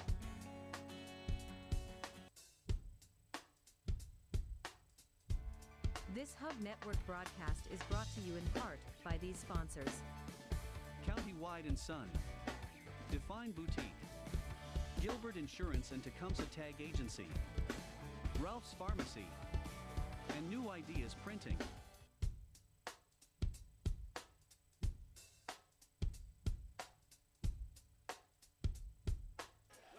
We are here. We're back.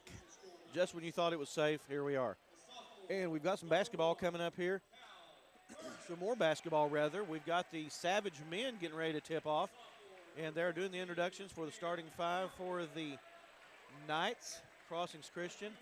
And this may be a good matchup, Joe. Yeah, I think so. And that particular gentleman they just introduced from Crossings has got a little bit of height advantage from most anybody I can see on our team. Plumley would come the closest, but he's going to have his hands full down there, it looks like. Yeah, we've got one young man down there that they've brought out for Crossings. He looks like he could maybe even have a mortgage. He doesn't look like a high schooler. Yeah, he looks pretty experienced. I agree. I think he may like drive a truck or something during the week, and then come back and play basketball, on Fridays. He's holding down a career on the weekend, that's for sure. After he gets out of school, but yeah, he's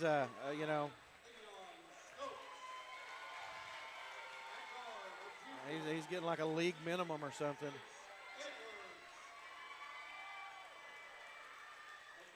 One thing I want to see tonight out of these guys, I hope that we can see, is that good disciplined basketball. You got to play at a fast pace. You got to play at a high energy level in these men's games, but you need to play under control.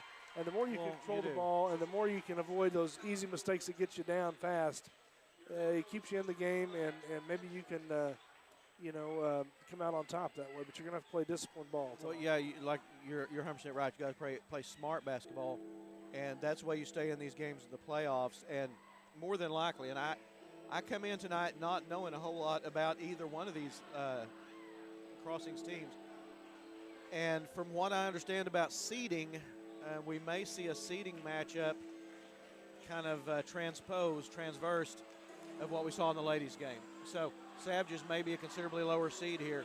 So they're going to have to suck it up and play some basketball. Well, you're obviously – this has been a challenging year for these varsity team for the Savages, so we're going to have to see some good ball. Savages control the tip. And I think Danny Chambers is listening now, so I want to say hello to him. Kyle Britt, a longtime listener, viewer, he's listening as well.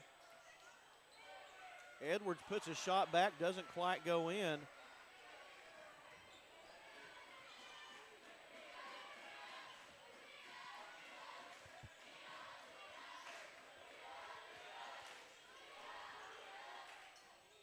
Crossings puts one up from three. Savages get the rebound, and we're still knotted up at 0. Well, I like this start. Yeah, no points on the board yet for the Savages, but I like the ball movement and the movement away from the ball for the Savage offense at this point. And it looks like Stokes walks. It's going to take some, like I said, it's going to take some smart basketball to advance in these playoffs.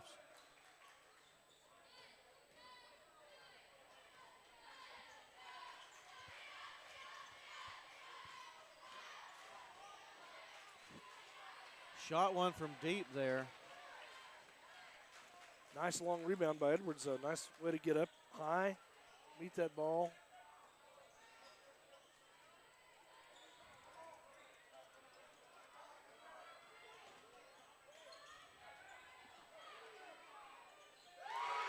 Stokes hits one from deep, draws first blood. Boy. And if he can hit tonight, that's going to help. If he gets lit up a little bit, that's good. And again, not a bad shot selection. It was a good open shot. And Crossings pays it back.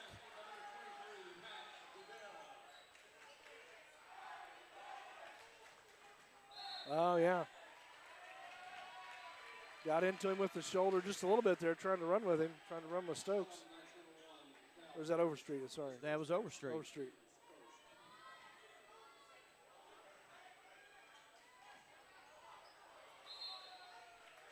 And that was a tough turnover right there.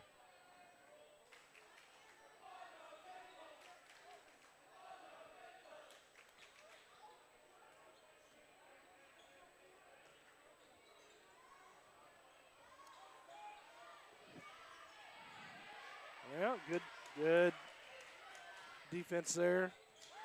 Nice lay-in. Savages lead 5-3. And good defense turns into good things on the other end of the court, and that's exactly what we saw there, cutting off that passing lane. Another tray from the Knights. I like what the Savages are doing here to begin with. Nice cut. Nice pass. Oh. And we've got Plumlee going to the line. That was well executed on that offense this time. They let the defense overcommand out there on the perimeter, got the back door, and then got that second pass to the interior, and it puts Plumlee up there at the line, and he hits one. And he is fouled by number 30, Phoenix Woodson. Listed 6'7" freshman. Gee whiz. That's a big old freshman. Nice job by Plumlee dropping those 2 free shots.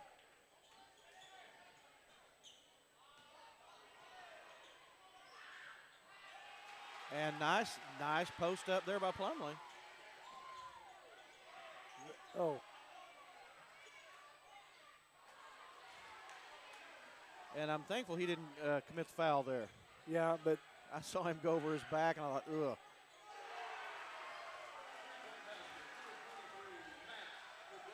Another tray by the Knights, and they take the lead, 9-7.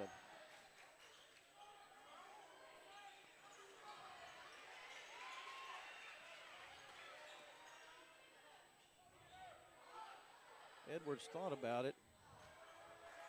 Not a bad shot. It does rim out, though. Boy, we're going to have to get him out of that spot over there. Cause yeah, you do. That one was a catch and shoot, looking good. That kind of looks like his spot he likes. That's the place that can really, I mean, that's the kind of thing can really get out of control real fast. Good rebound. Oh, man. Stoke shot rims out. There he is again, same spot. Oh, goodness. Got a hand in the face there, Edwards. Maybe affected the shot a little bit. Just enough to change it.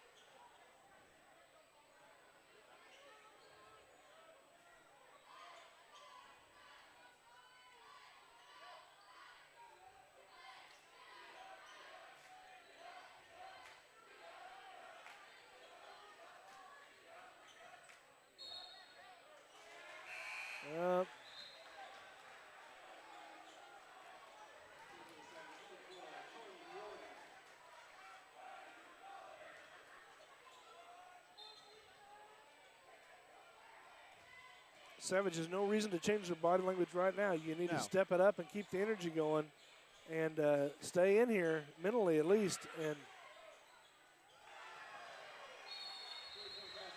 this is where you call timeout, and Coach Edwards, I believe, did the right thing.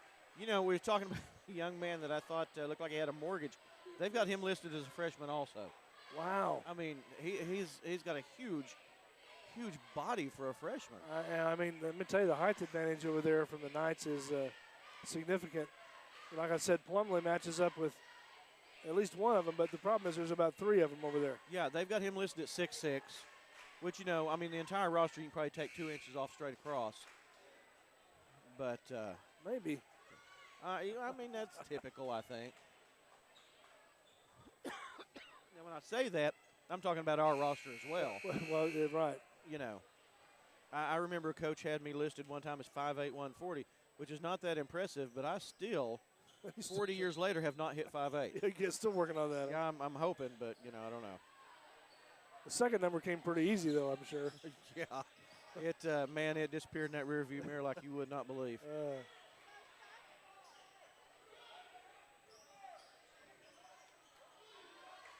You got the freshman in, Warden.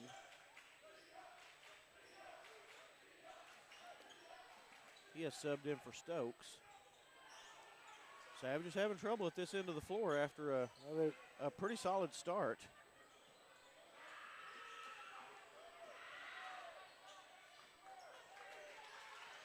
You'll notice this young man's shot from the elbow here rimmed out. So, tough one off the glass there.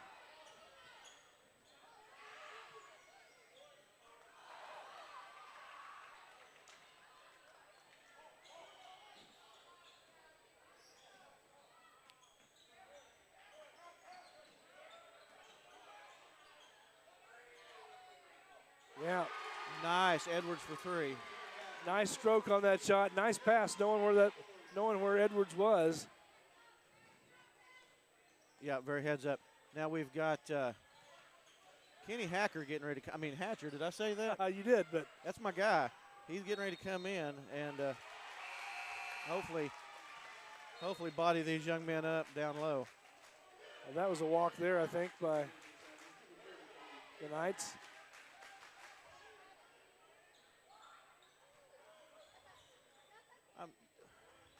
You know, 2 minutes to go in the first. We're 15-10. Very competitive basketball We're game. still playing tough, absolutely. Well, and there's Overstreet. So, I mean, you've got a 3-point ball game here with no doubt a higher seed. Absolutely, but a good possession though by the Savages, taking what was given to them, and right there the freshman draws the foul. I mean, it hit him hard. He did.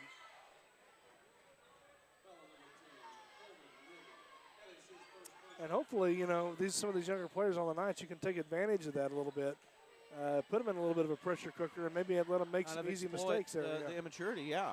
I mean, you got to. There's Hatcher. Yeah.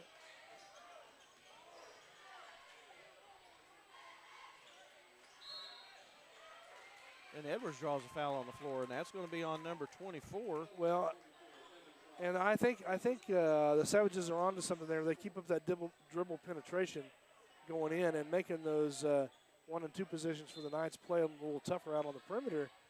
They're liable to get them into a little bit of foul trouble down the stretch here a little bit.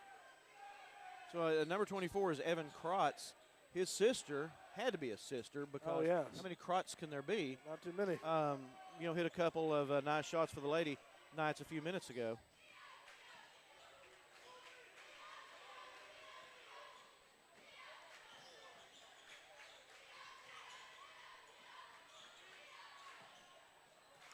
Oh.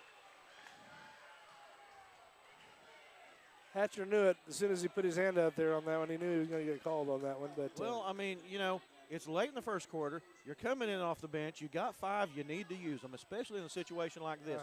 Now, use them wisely, but you need to use them. Oh, goodness. Hey, that shouldn't count, should it? He didn't call glass. I don't think he called back. I did not see that, no.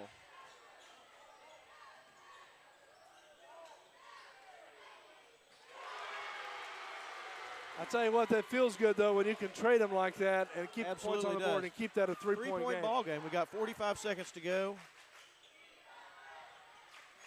This kid likes to shoot, too. We got to watch him a little bit. Yeah. Right there from the elbow. Does not get the roll, and Edwards clears the board. He's going to drive it back down to the other end.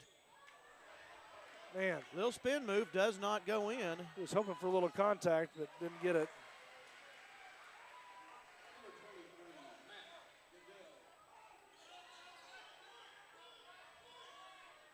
One thing I was going to say about Edwards, I like his ups down there. I like his the way he jumps on those rebounds and gets up high to get that ball out of the air. Yeah, it looks like my cheering section has left. They're leaving. Evaporate? Yeah. And not a whole lot of media guys have fans. Well, I call that an entourage. I'll take either one. Okay. So we've got a substitution in, and I'm going to tell you his name in just a second. McKitty. We're way out there. Way out, misses everything.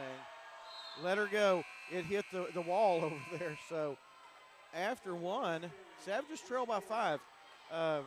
Pretty solid effort first quarter there by the Savage men. Absolutely, and I'll tell you, I think they're right where they need to be. I mean, I know you prefer to have the lead, but they kind of had to weather the storm there a little bit. They were down by about 8 at one point, and so they've got this under control. And there's no question that they can play with these guys a little bit. They're just going to have to play a disciplined game, not give them the ball. Don't give the ball away. Very competitive so far, and looking like the Savages that we wanted to see tonight. Yeah, and I like the way they came out in this first quarter. I think they had it together. Their shot selection was good. They weren't throwing up desperation shots from the very beginning, and they're running their offense a little bit. and taking the open shot, which is what you want from them. So a good solid first quarter, I think, for the Savages to start. Oh yeah, I couldn't agree more. I'd rather have the lead, but if I can't have the lead, I'll take this. Absolutely, and I think they've got a great opportunity here to stay in this game and maybe still one from Crossings Christian here tonight.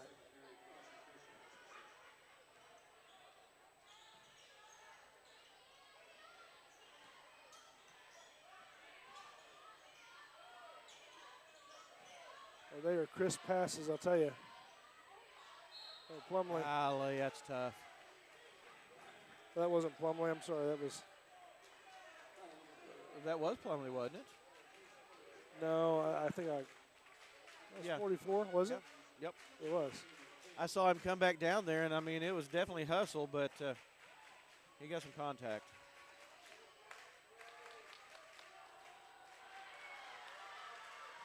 I'd have just about bet you lunch that was not going to go in. But you didn't. You should have. I should have. He doesn't, I mean, who knows? We may be watching him in the NBA one of these days, but he just doesn't look like a free throw shooter. And but he was a rebounder. Yes. All I'm saying, I'm not taking anything away from him. It's just, he's just too big and tough looking for the free throw line. Boy, tough. Trapped in the corner there, right to the middle. Good break for that. Yes. Down to McKitty right there at the Savage head. And 3 for Edwards. A huge three-point shot right there for Edwards. And he shot that in stride, catch and shoot, looked good. I mean, check that out. He blocks the 6'7". Oh, nice pass.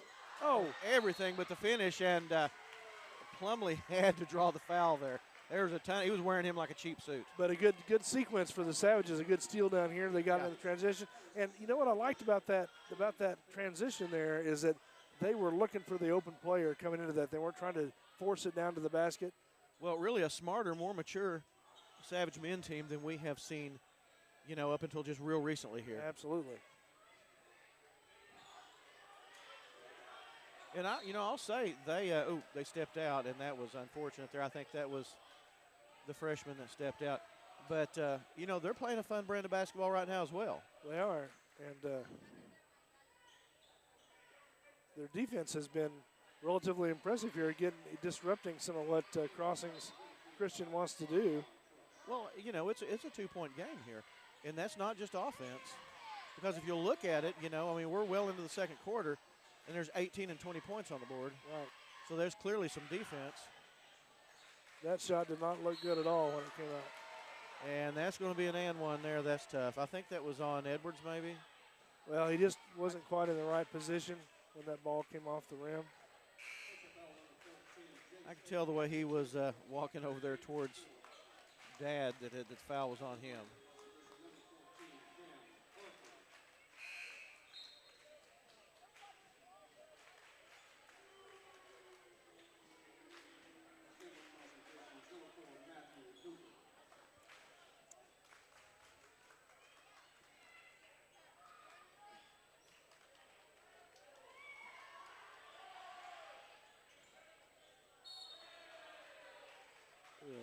Lane violation? No.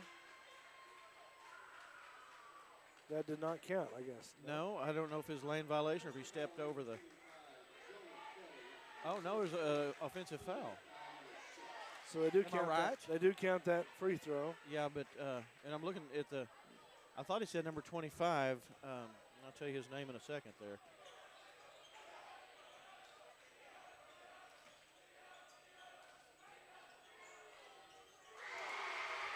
Wow. 25, Jonah Kelly. Yes, that's who it was on. Now, who hit that, Joe? That was Edwards. Savage is still within 2. And, chance to tie it up or take the lead here.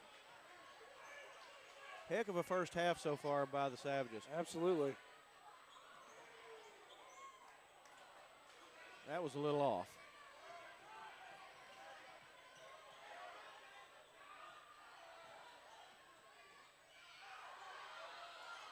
Good defense there by Plumlee to pick him up coming across the lane, making him shoot over him.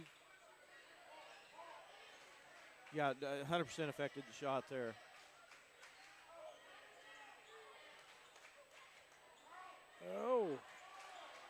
Oh, goodness. Yeah, crushed strip there. I may have messed that up. It may have been Crush that hit that three-pointer, not Edwards. I'm sorry, but okay. Either way, timely shot for the Savages there. Absolutely.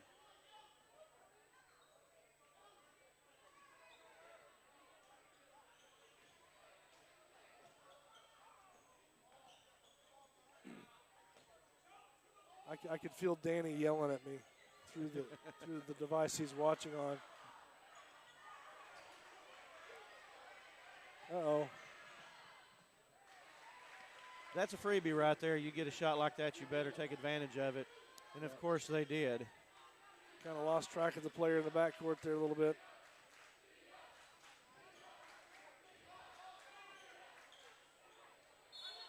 And, yeah, Stokes going to the line for three shots. And, you know, you just need to make them pay on these 3 free shots because that doesn't happen very often. We saw it quite a few times a game or two ago, but it's not super typical.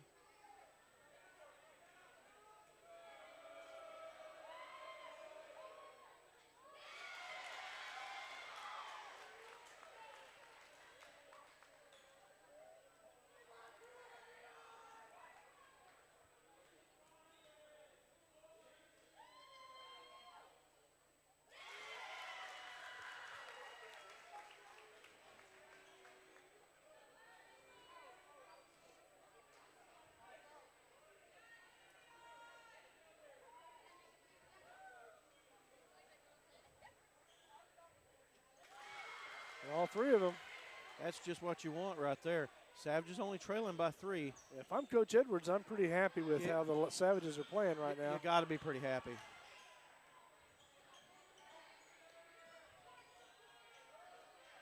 All right. That's just good looking right there. There's a play taking advantage of your height right there. Height and some just pretty darn good athletic ability. Overstreet shot one from deep.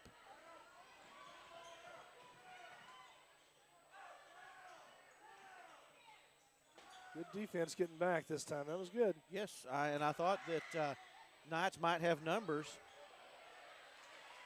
The Savages got back quick. Just couldn't quite recover on that shot and get back in position.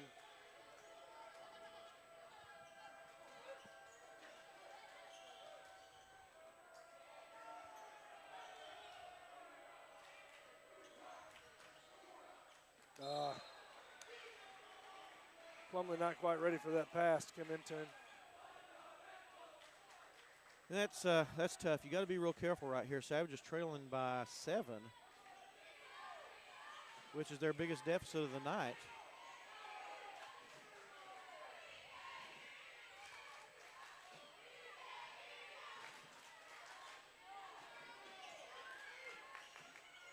Well, they were down by 8 in the first quarter, so not to correct you, but they have come back from being 8 down so far, and I'm just impressed with how the Savages have stayed in this game and to the level of which they've stayed in this game.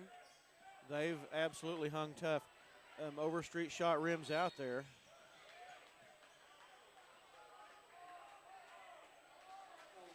Foul maybe by design there, stops some momentum. We see Stokes step out and Warden step in. Warden has been known to have a few of those three-pointers in his arsenal as well. Yes, he has. Nice lay-in by Overstreet. Picked up the foul on the floor on the way up the court, and no whistle. No call, but yeah. Certainly Edwards kind of wondering where that's contact, yeah. Which may have been better because I don't know if that was too much on the floor there, I believe, too. Yeah, it would have shut it down way out on the perimeter, and he wouldn't have the point chance to make that bucket. But you know, I like that from Warden, coming right in off the bench and making an impact right away.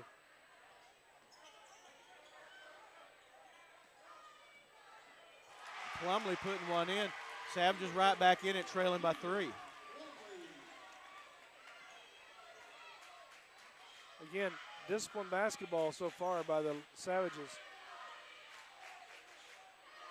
And it's affecting those shots. You know, Joe, they were hitting those 20 minutes ago. Absolutely. Edwards for three. Savages have it knotted up. I'll tell you what, that's impressive. That's impressive. And look at the Savage crowd over there yelling back to the student section, scoreboard, scoreboard. It's exciting atmosphere here tonight. Absolutely. Oh. Plumlee just reaching over there on that one, trying to disrupt the pass. Not quite in position again, but that's his second, I think, so.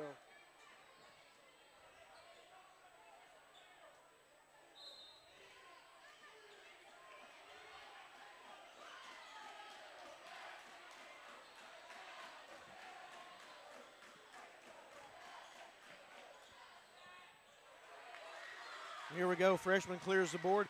Savages headed back up court, looking to take the lead. Oh. And one. Wow. Boy. A nice, impressive layup that was. Yes, it was. Whee. That was, well, in and of itself, just kind of Jordan-esque. I was going to say exactly the same thing. That crossover, switching hands, and laying it in nicely. That kind of is an in your eye. Yeah. Kind of a shot. Nice and pretty, and the free throw.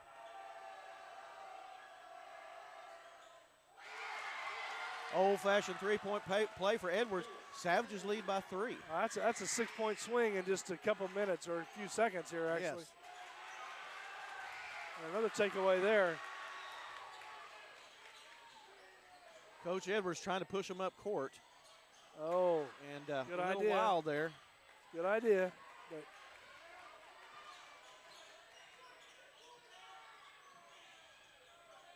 they're flying to that wing now. They're not getting that open look like they were for the Knights earlier. And that guy, he's not really a mid-range shooter. His jump shots just don't look that good.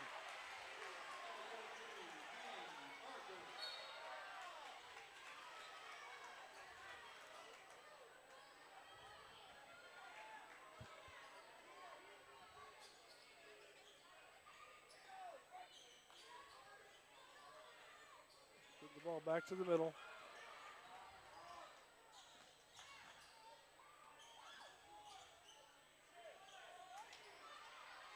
Oh, man. Tough sequence right there. Yes, it was.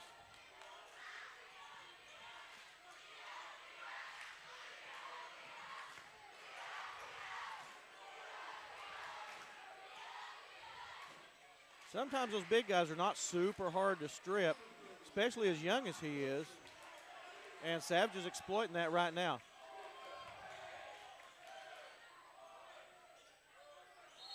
Nice and one.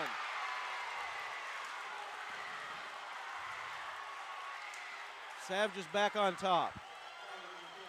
Man, nice follow through on that little float jumper there. Yeah, it was. He was still moving across the baseline when he let that go. That's some senior leadership right there.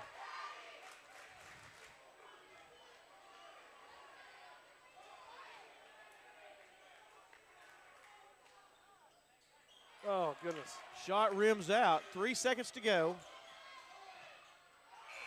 Oh, not in time, not in time. Not in time. Heck of a first half. Savage is on the high side by stick man. Joe, exciting basketball here in T-Town. Absolutely. We'll take a break here on the Hub Network and come back. And, man, what a game, what a game.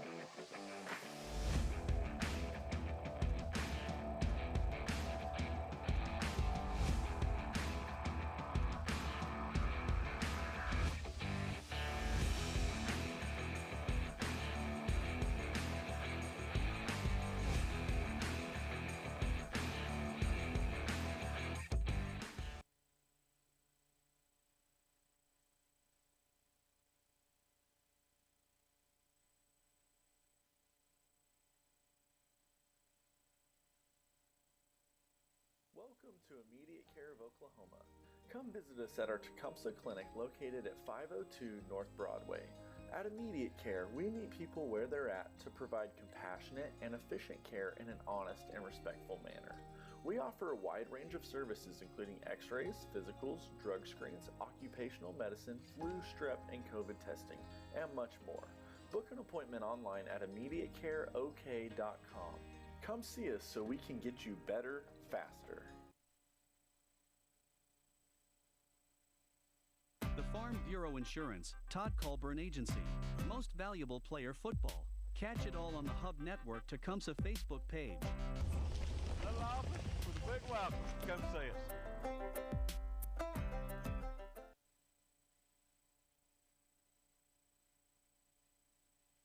Cowboys Plumbing, the Hub Network Tecumseh scoreboard sponsor. Cowboys Plumbing. Grabbing plumbing by the horns.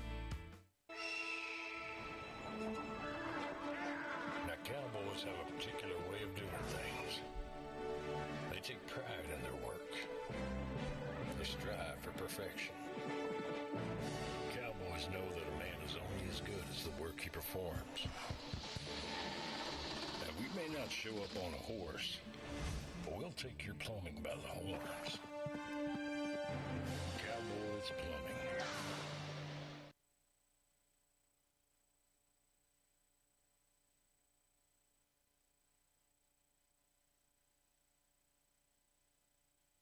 Welcome to Immediate Care of Oklahoma.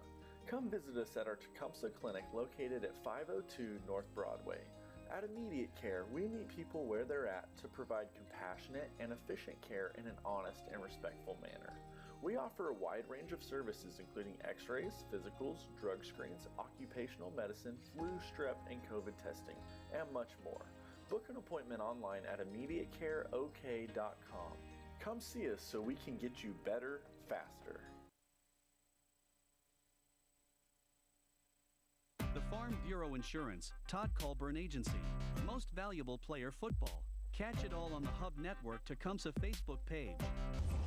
Little office with a big welcome. Come see us.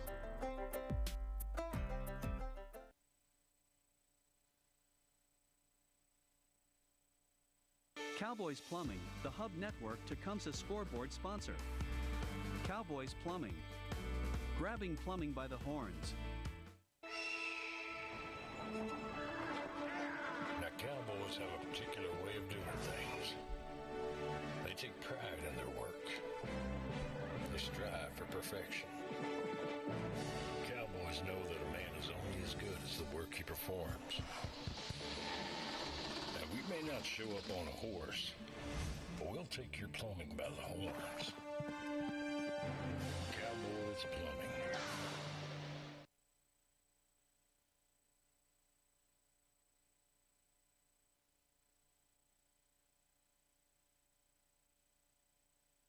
Welcome to Immediate Care of Oklahoma. Come visit us at our Tecumseh Clinic located at 502 North Broadway.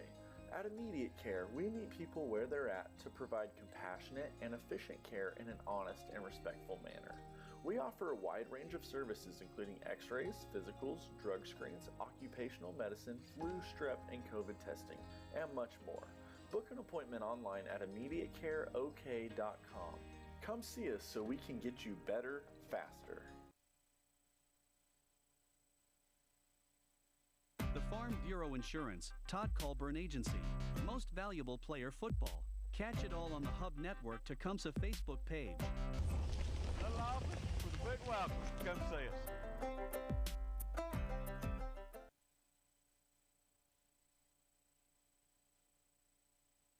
Cowboys Plumbing, the Hub Network Tecumseh scoreboard sponsor. Cowboys Plumbing. Grabbing plumbing by the horns. Now, cowboys have a particular way of doing things. They take pride in their work. They strive for perfection. Cowboys know that a man is only as good as the work he performs. Now, we may not show up on a horse, but we'll take your plumbing by the horns. Cowboys Plumbing.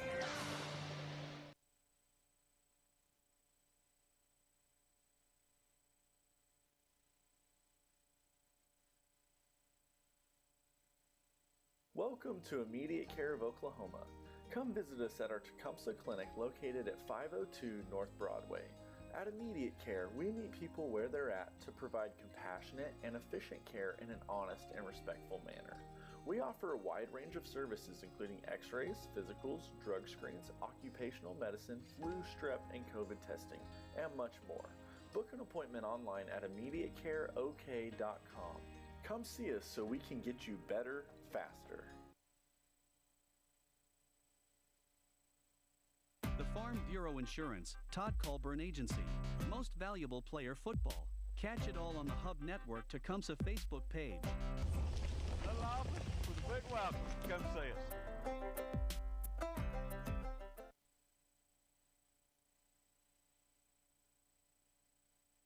Cowboys Plumbing, the Hub Network Tecumseh scoreboard sponsor. Cowboys Plumbing. Grabbing plumbing by the horns. Now, cowboys have a particular way of doing things. They take pride in their work. They strive for perfection.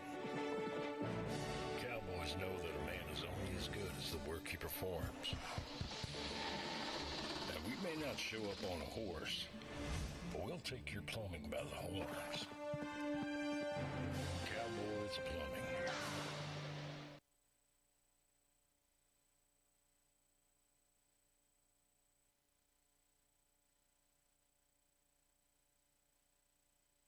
Welcome to Immediate Care of Oklahoma.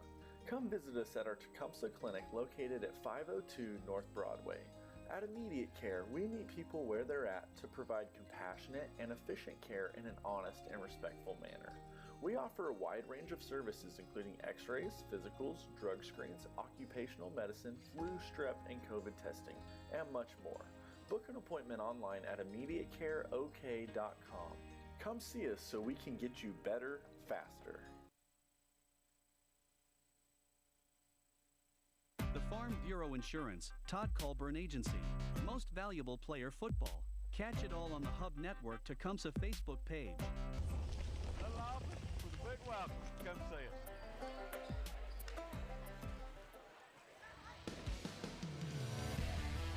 Here we are at Tecumseh, home of the Savages, and guess what? We have got a heck of a ball game going here. We're at halftime, and men's game.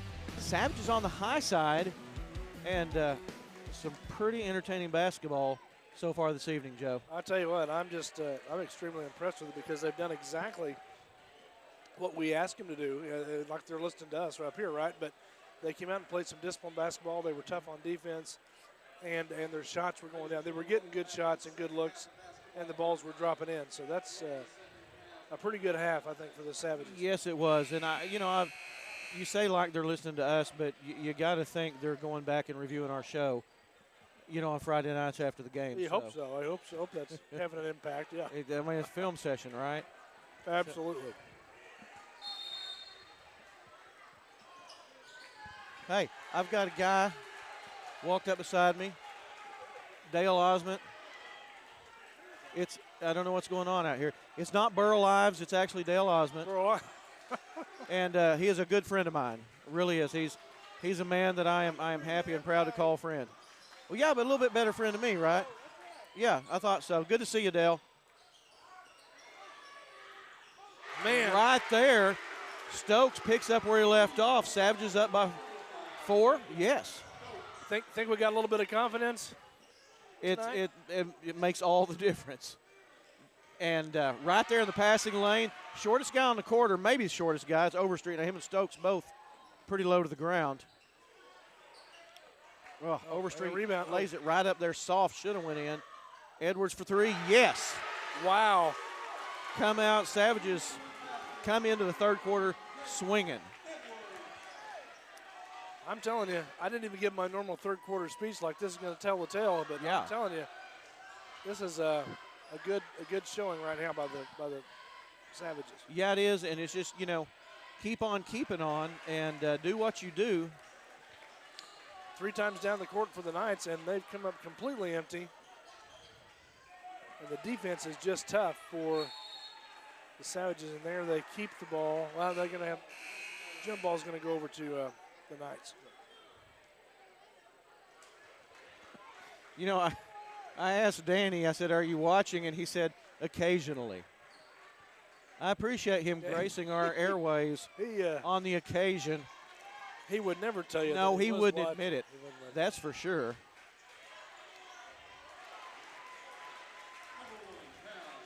2 points, and they kind of act like they expected that a lot easier. And they don't get the call there. That's going to go back to Savage ball.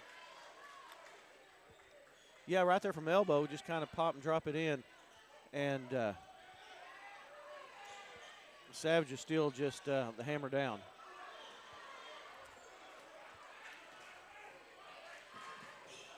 Oh, goodness. That might have got away with one there, but. Yeah, I don't want to admit it, but I think you're right. Well, I mean, typically when you slide on the floor with the ball, that's called a walk. But nevertheless, here we are.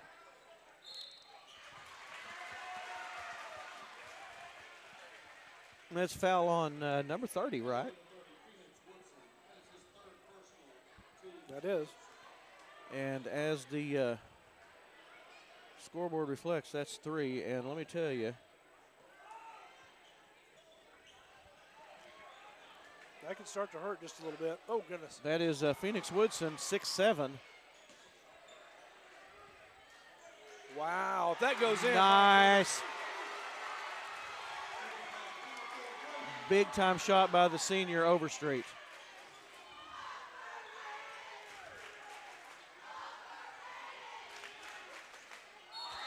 Good tough defense there. Yes, They're gonna I cannot believe that is a foul.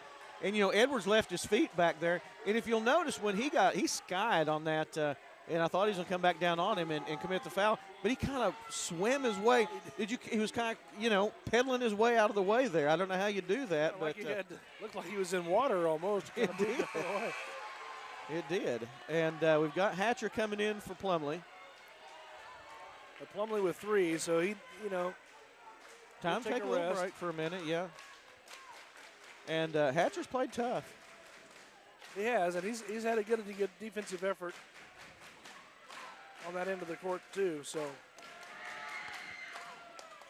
neither one of them goes in, but the big guy, you know, he gets the rebound and gets stripped. Because what did he do, Joe? He brought it down. Brought the ball down, what you don't do. And right now, it's Savage's night. Well, they just need to keep this going here, and they're in good shape. I mean, now's the time they need to keep the pressure on, but take good shots. And Stokes draws the foul. You know, yeah, just keep doing what you do. The Latin is Age Corageous, do what you do. And that's what Savages have to do tonight. What was his name? Age Corageous.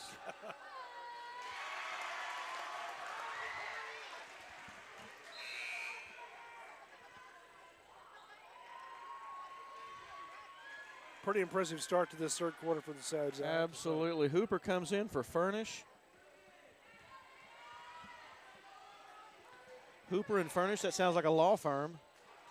And Stokes' second free throw rims out. Savages on the high side by 9. Wow. 9 points, Joe. That's big in the third quarter. That is.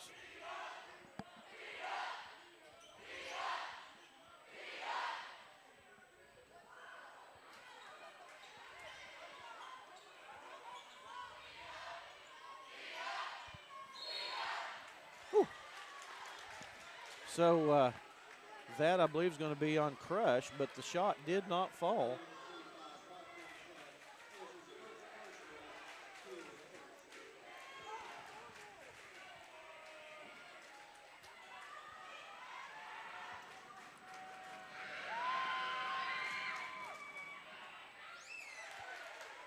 Gets one to fall.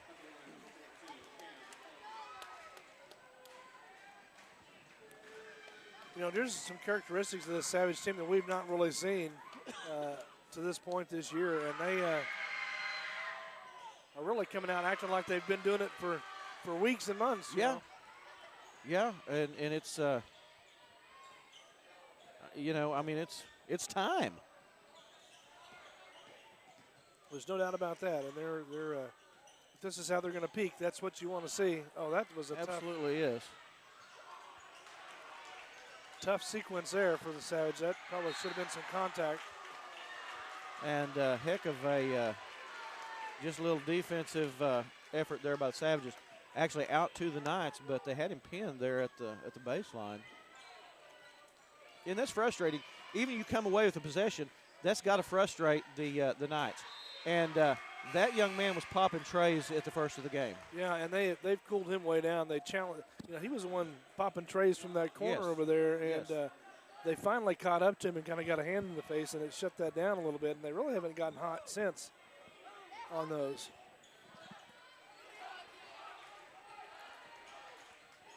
That is Matt Goodell, the young man we're talking about. And Overstreet's shot did not fall.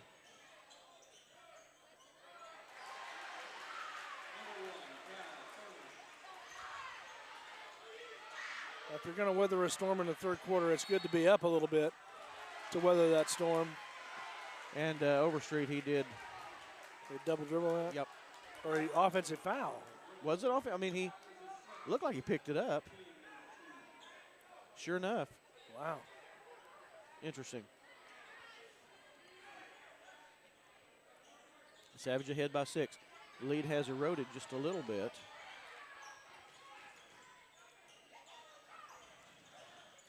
Good defense. Take away that baseline right there. Good, quick feet to do that.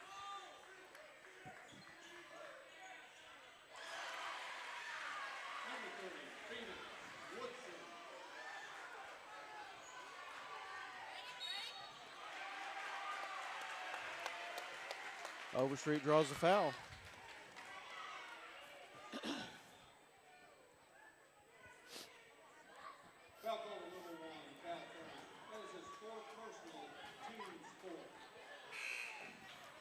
Official over there talking to the night coach. Was that 4 on? Is that on, 4. on a night? On a, Yes, on wow. 1. And that's he's going to be sitting down a while. yeah, I called his name just a minute ago. I'm going to have to look back to it, though. Furnish. Cal Furnish. Cal Furnish.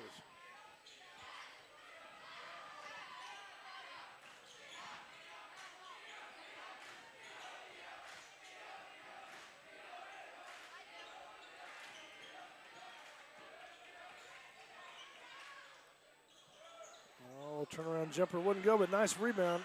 And, went straight over the back of Crush there. No call. I think maybe time for a timeout, and there's Coach Edwards over there. Good timeout. Savage is still up by 2. Good opportunity to maybe you're weathering the cool storm down there. the momentum. Yeah. You expect those little shifts to happen in the third quarter, especially because that's halftime adjustments and all that stuff happens. And really, the Savages came out on fire and started that third quarter, and the Knights really had no chance to even implement anything there for the first few possessions. No, they did not.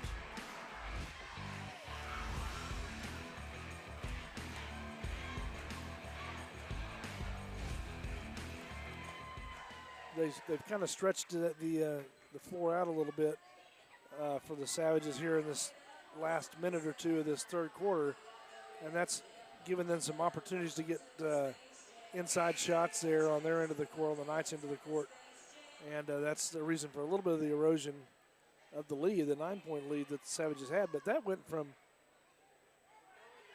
a 4 6-point deficit to a 6-point lead to a 9-point lead there for the Savages early in the third. At one point in the second quarter, they were down by 7. Yeah, that's right. And that's a 16-point swing. Yeah.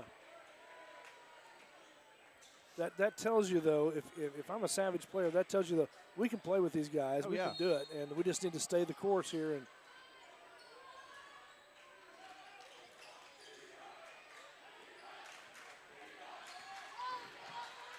oh, goodness.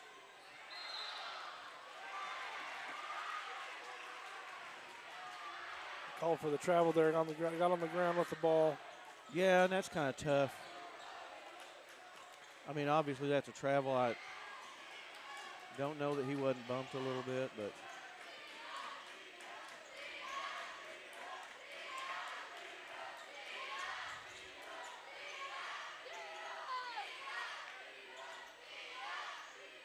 I find it interesting that this Knights team is not trying to play a little lower post basketball with the height they have. Three-pointer there. Savages give up the lead to the Knights.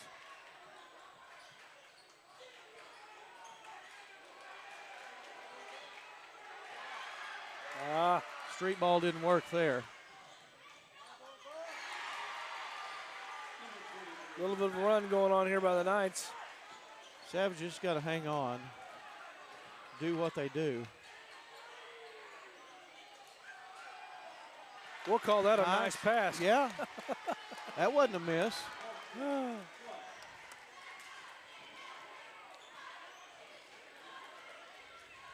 The important thing is that was points on the board, needed very much. Oh, yeah, got to have that.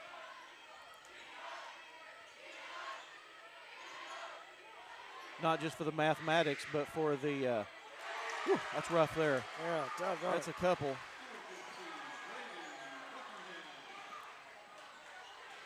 Well, look, if you're the Savages, you've been here before, and again, just playing heads-up basketball here, taking care of the ball, getting a good shot selection. Nice shot there by Overstreet, just putting in the work.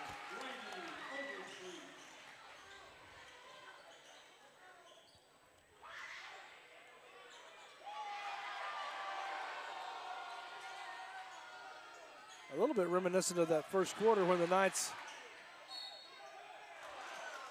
maybe a good foul there. Maybe a good foul. Maybe was. And unfortunately, he picked a Savage pocket.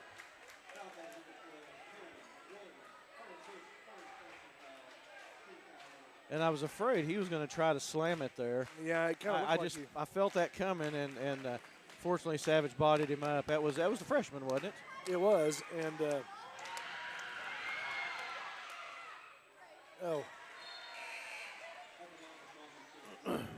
and even if he makes these 2 free throws, okay, but it probably kept that momentum swing from him that we thought was going to get ready to happen there, and it didn't. And I think that was a reasonable foul. Yeah, I mean, you make him earn that. A dunk could have been a momentum shifter.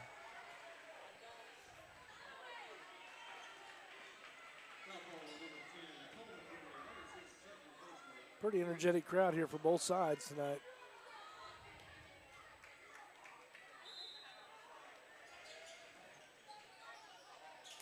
Some full court pressure here by a jump ball. Possession arrow goes to the Savages.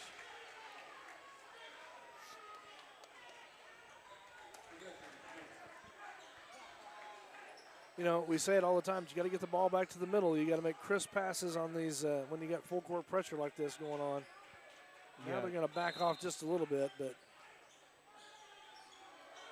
Savages kind of get reset here.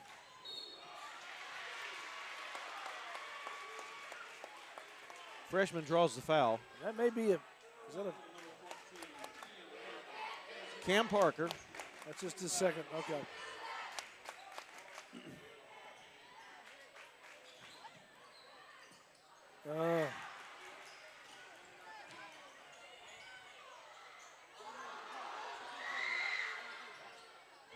Boy. That's tough, Joe.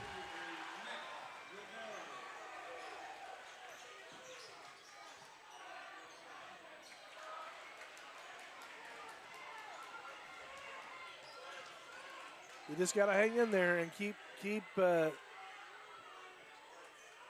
playing hard. Keep playing hard defense.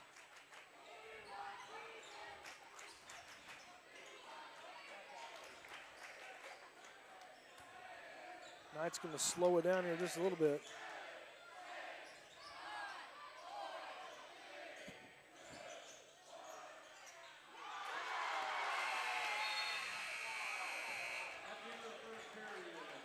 Savages wound up losing that third quarter by 2 points, Joe. Wow. I still think that was a fairly successful third quarter. Well, listen. I mean, you can take a lot away from that. You can, and again, if you're a Savage player right now, you know what you need to do with this team in order to get the momentum going back the other direction, and they can do it. And that third quarter, the first 3 minutes of that third quarter were stellar by the Savages as they came out, and that is more than what you want to see from them. So if we can do that again here in this fourth quarter, starting over and get this thing knotted back up, you got a real chance to be in this game. Yeah, absolutely some big momentum swings, and Savages, like you say, know what to do, and really playing some good ball.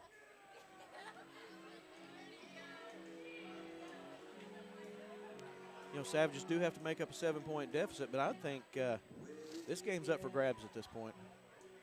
Absolutely, and because, it's not like the Savages have been trailing this whole time. There have been some lead changes and some momentum changes, and we've seen the Savages be on the good end of that. And so you got to be in the heads of the Knights just a little bit. They're a little bit worried about you right now because they know you can do some things. Yes. And they're going to have to play tough ball here, too. You can sit there and say, they lost the third quarter by 2, and that is the mathematics of it. But Savages had a 9-point lead at one point. So, like we say, there are things that they can do, and it's certainly a competitive game, and they know what to do to get in these Knights' heads and take the lead from them. Oh, is that a walk? That was a walk, I guess. Okay. Well, I heard it down there in the corner. It's on the other side of our mixer here, and I looked at the official just pointing back Savage's way. I think he just tried to take a step inside the three-point line as Edwards went flying by and got happy feet when he did that. So a nice penetration there. Oh. And is that 4 on Plumlee? Well, that wasn't Plumlee. I think they're going to call an offensive foul there on, is that Crush? No, that was on Stokes. Stokes, okay. Well, maybe that's not what happened when I saw that, huh? Well, I didn't see it either, apparently.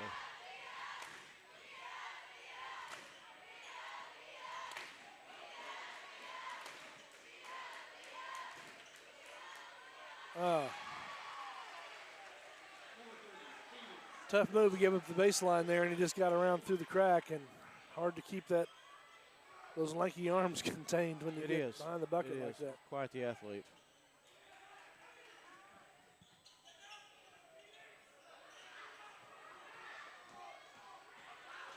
Crush with a good look, a little short.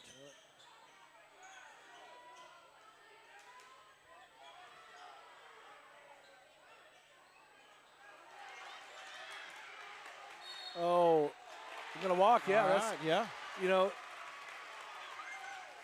He was hoping for the jump ball there, but when you turn your body like that and jerk the ball away, your feet are moving too, and that was a correct call.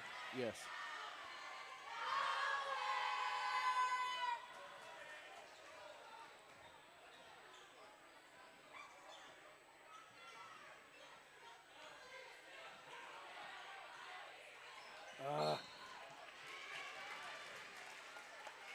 A little bit of a telegraph pass there.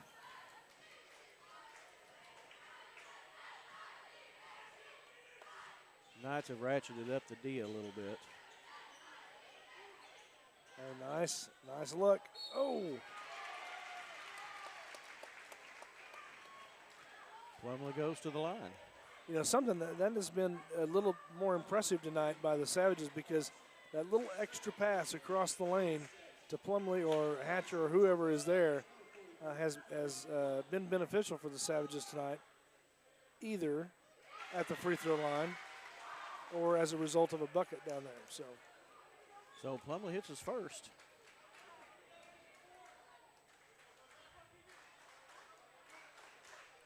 Got something going down the far end. I saw Coach Schaefer and Coach Shirey go by. Yeah, I say that, Coach Mars.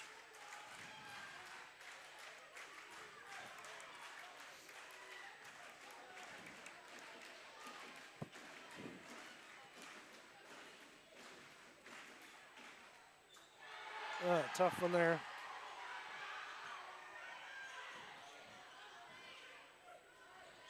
Nice ball movement. Oh, man. That's tough to beat right there. That is. They were pretty effective breaking that press coming down that time.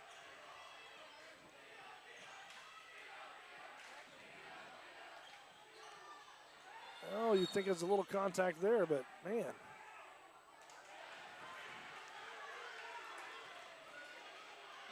Wow. Number 4 on him. 4 on Plumley. Wow, that's kind of a tough call there. Yeah, it was. That's kind of ticky-tack.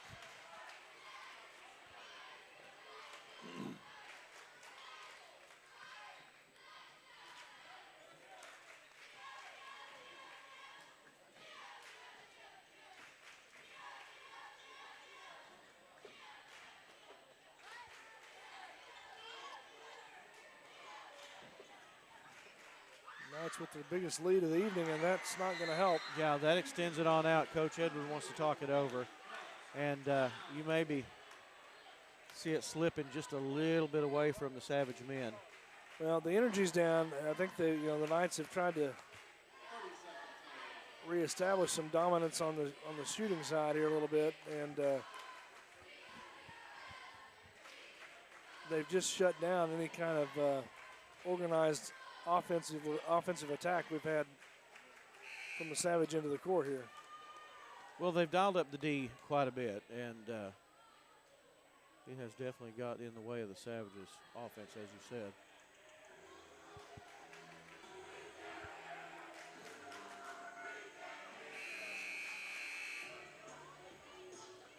A lot of ball left, but Savages are going to have to get some offense pretty quick. Well, they need a couple of minutes like they had at the beginning of that third quarter, coming out with the energy and just flying after the ball and challenging those passing lanes. They've kind of settled back in on defense just a little bit. That's left them wanting for some more opportunity on the offensive end of the court, I think. Let's see what they can dial up out of this timeout.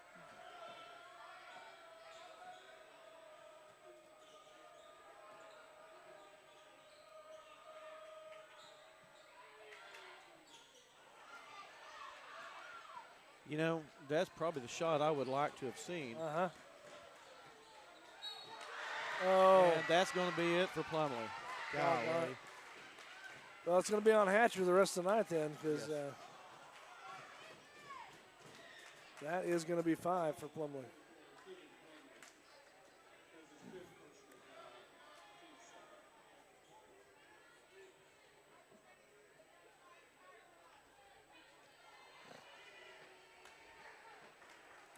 That fourth foul he picked up over there was a tough foul. I'll just say that. That probably shouldn't have been called, I think. Yeah, I mean, you probably wouldn't call something like that in the playoffs typically. I mean, playoff basketball is a little tougher, you know, a little more contact, and I don't think he maybe deserved that. But as it is, he's done for the night. In the bonus now. Both teams in the bonus here on out.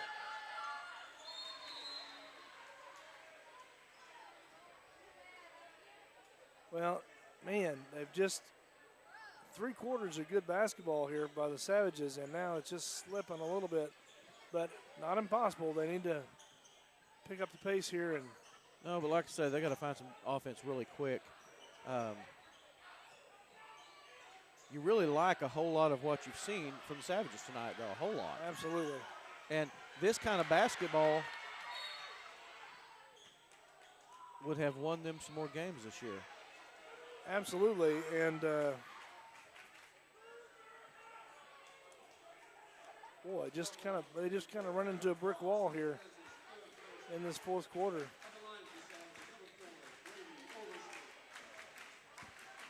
I would say at one point in that third quarter, they kind of had the Knights' number. They kind of had it dialed in on them. Well, I thought so.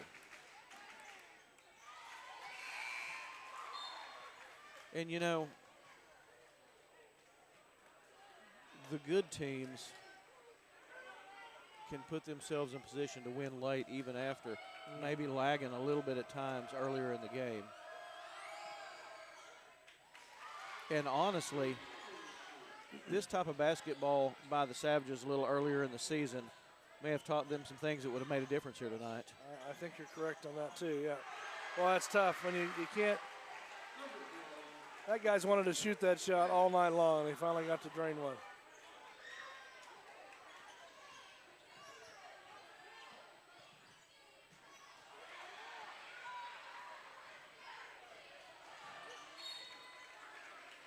Out to the Savages. They still got 4 minutes and 34 seconds, so if you can get on a hot streak here, you can still get it close. Yeah, 2 or 3 trays by Overstreet and Stokes and some defensive stops, and then you're right back in the game.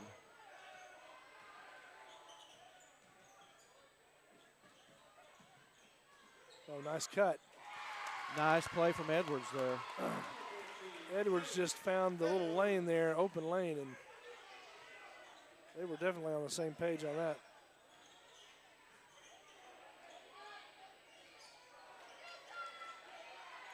He's been cool all night after that first little barrage there at first, in the first quarter. Yeah, and his first couple shots he hit just in the last minute. Long one by Edwards there. Just not the range.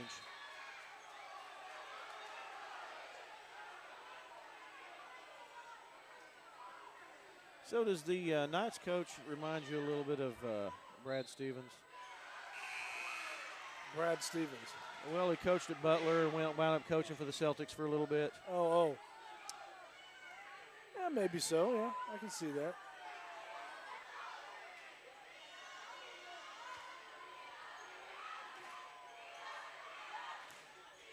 They're going to play keep-away ball here a little bit.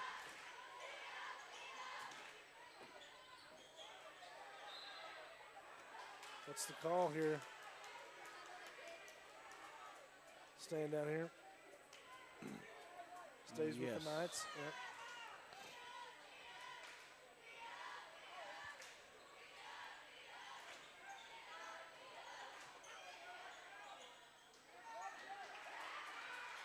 Good board there.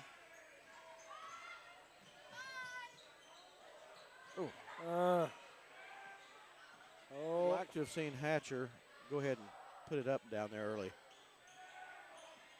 As soon as he got it, but just didn't feel like he had control. They call that offensively? Called a travel, didn't he? Travel, yep. Which, I failed to see that, but.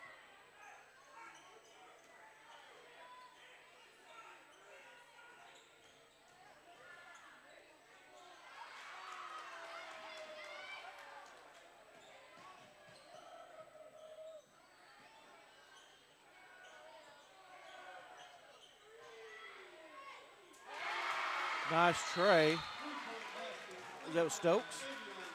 Yep. That was Stokes. Knight's going to take a timeout there. I mean, they don't want Tecumseh getting hot like they were in the third quarter because they know that's dangerous. But they're kind of in the driver's seat now. At one point, Tecumseh was actually in the driver's seat in this game, if you can believe that. I agree. The Knights know with 3 minutes to go, it's not just a given. If Stokes and Overstreet both can hit those. Well, when you're in this position and you've got 3 minutes left here, 2 minutes, 50 seconds left, the first goal is to cut it to under 10. And then you take it possession by possession and you try to take advantage of everything you can, including free throws, to cut that deficit even more. So, a good tray right here, a good possession, or a takeaway here by the Savages will mean a lot. Yes, it would be huge. They've got to be tough on every single one. Cannot waste any possessions.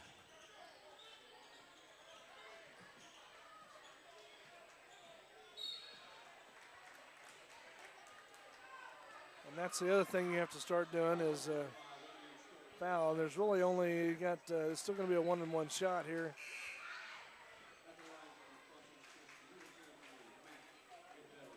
But that's your shooting guard, so you would assume that he's going to be good on these, I would think. You would think so. If he misses either one of these, everything I've ever believed about basketball is a lie.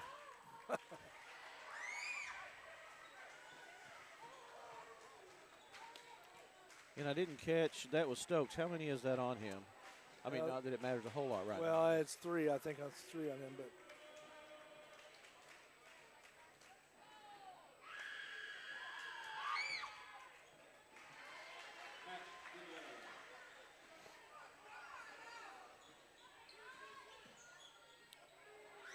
wow. You know, that had the distance. It just didn't have the nice block.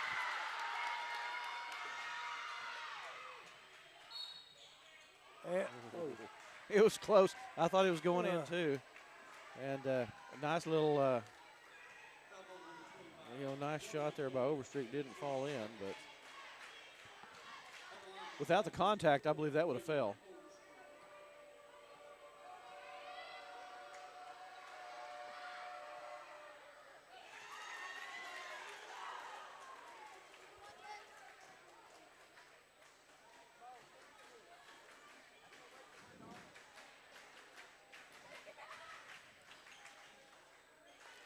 Overstreet hits them both. So, again, you're still kind of in that same position, but you need a takeaway here. There's another one on Stokes.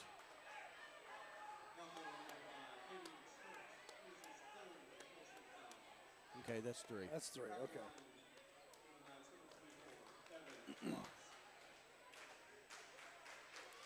So still a 1-on-1 shot here.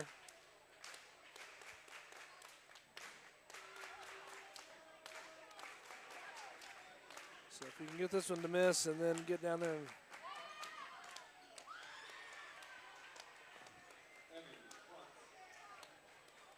oh, sorry.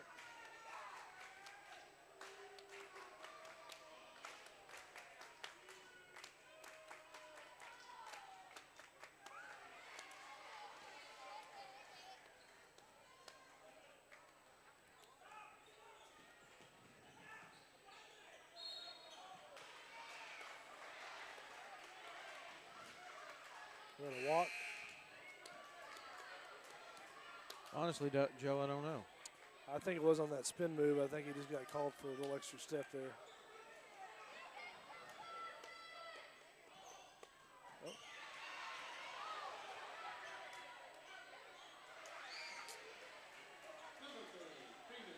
This Savage is not able to get handle back on the ball here to. Little glass there for Overstreet.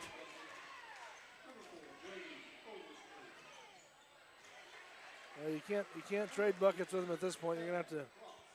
Got to have defensive stops.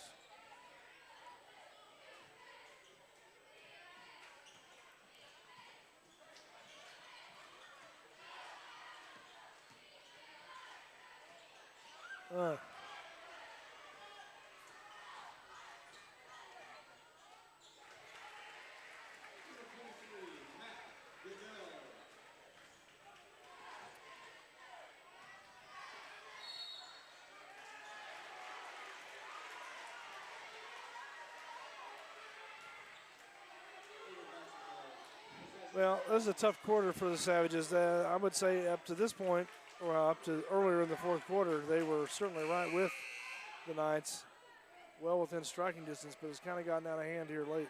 Well, it has as of late, and like I say, the good teams find a way to do that.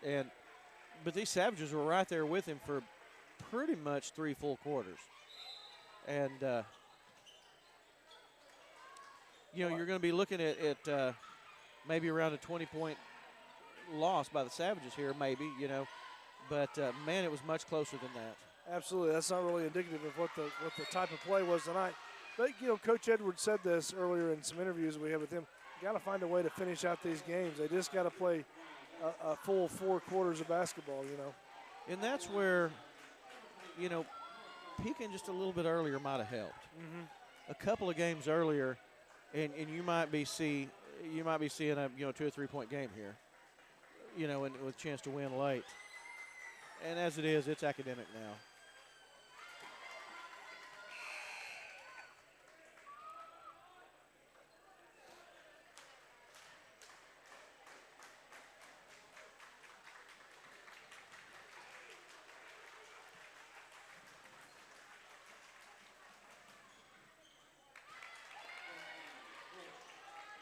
Crush hits his free throws.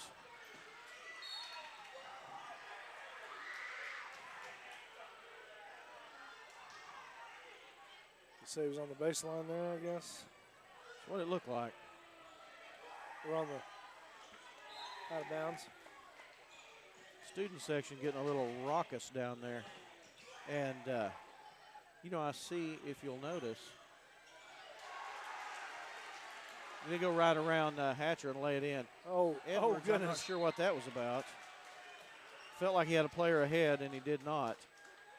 If you'll notice, Coach, or rather Principal Dilbeck is over there by the scorer's table. I don't know if he's going to address the crowd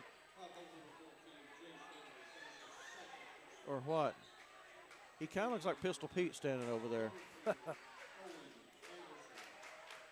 Needs a big, giant hat and some chaps, but he kind of looks like him. His mustache game's strong. It is. Definitely, definitely a winner on that aspect, yeah. Oh, yeah. Yeah, I'm just saying you don't see the Crossings people with mustaches like that. No. So, you know, the Savages win the mustache game.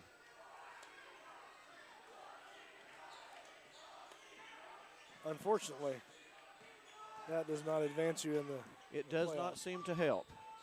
Now, this is a double elimination tournament, so that'll move It the is. Savages to the consolation side of the bracket, but still with an opportunity, but it's going to be a little tougher. Well, yeah, it will be, but they've got a chance to do some good, and that was a charge? Are you kidding me? Oh, goodness gracious. No stinking way. No, I guess not. Okay. I was going to say, he was clearly moving.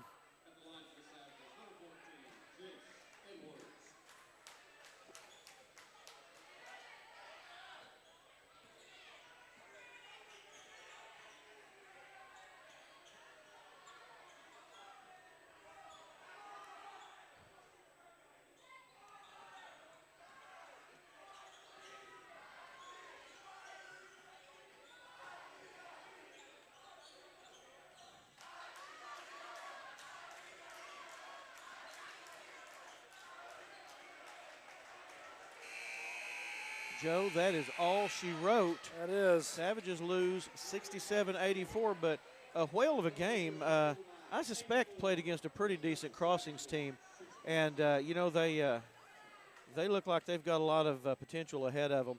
Just not quite enough black and gold tonight to come out with the W. Well, I think what you said was right on. They just didn't start playing this kind of basketball early enough in the season to get a feel for it all the way through 4 quarters.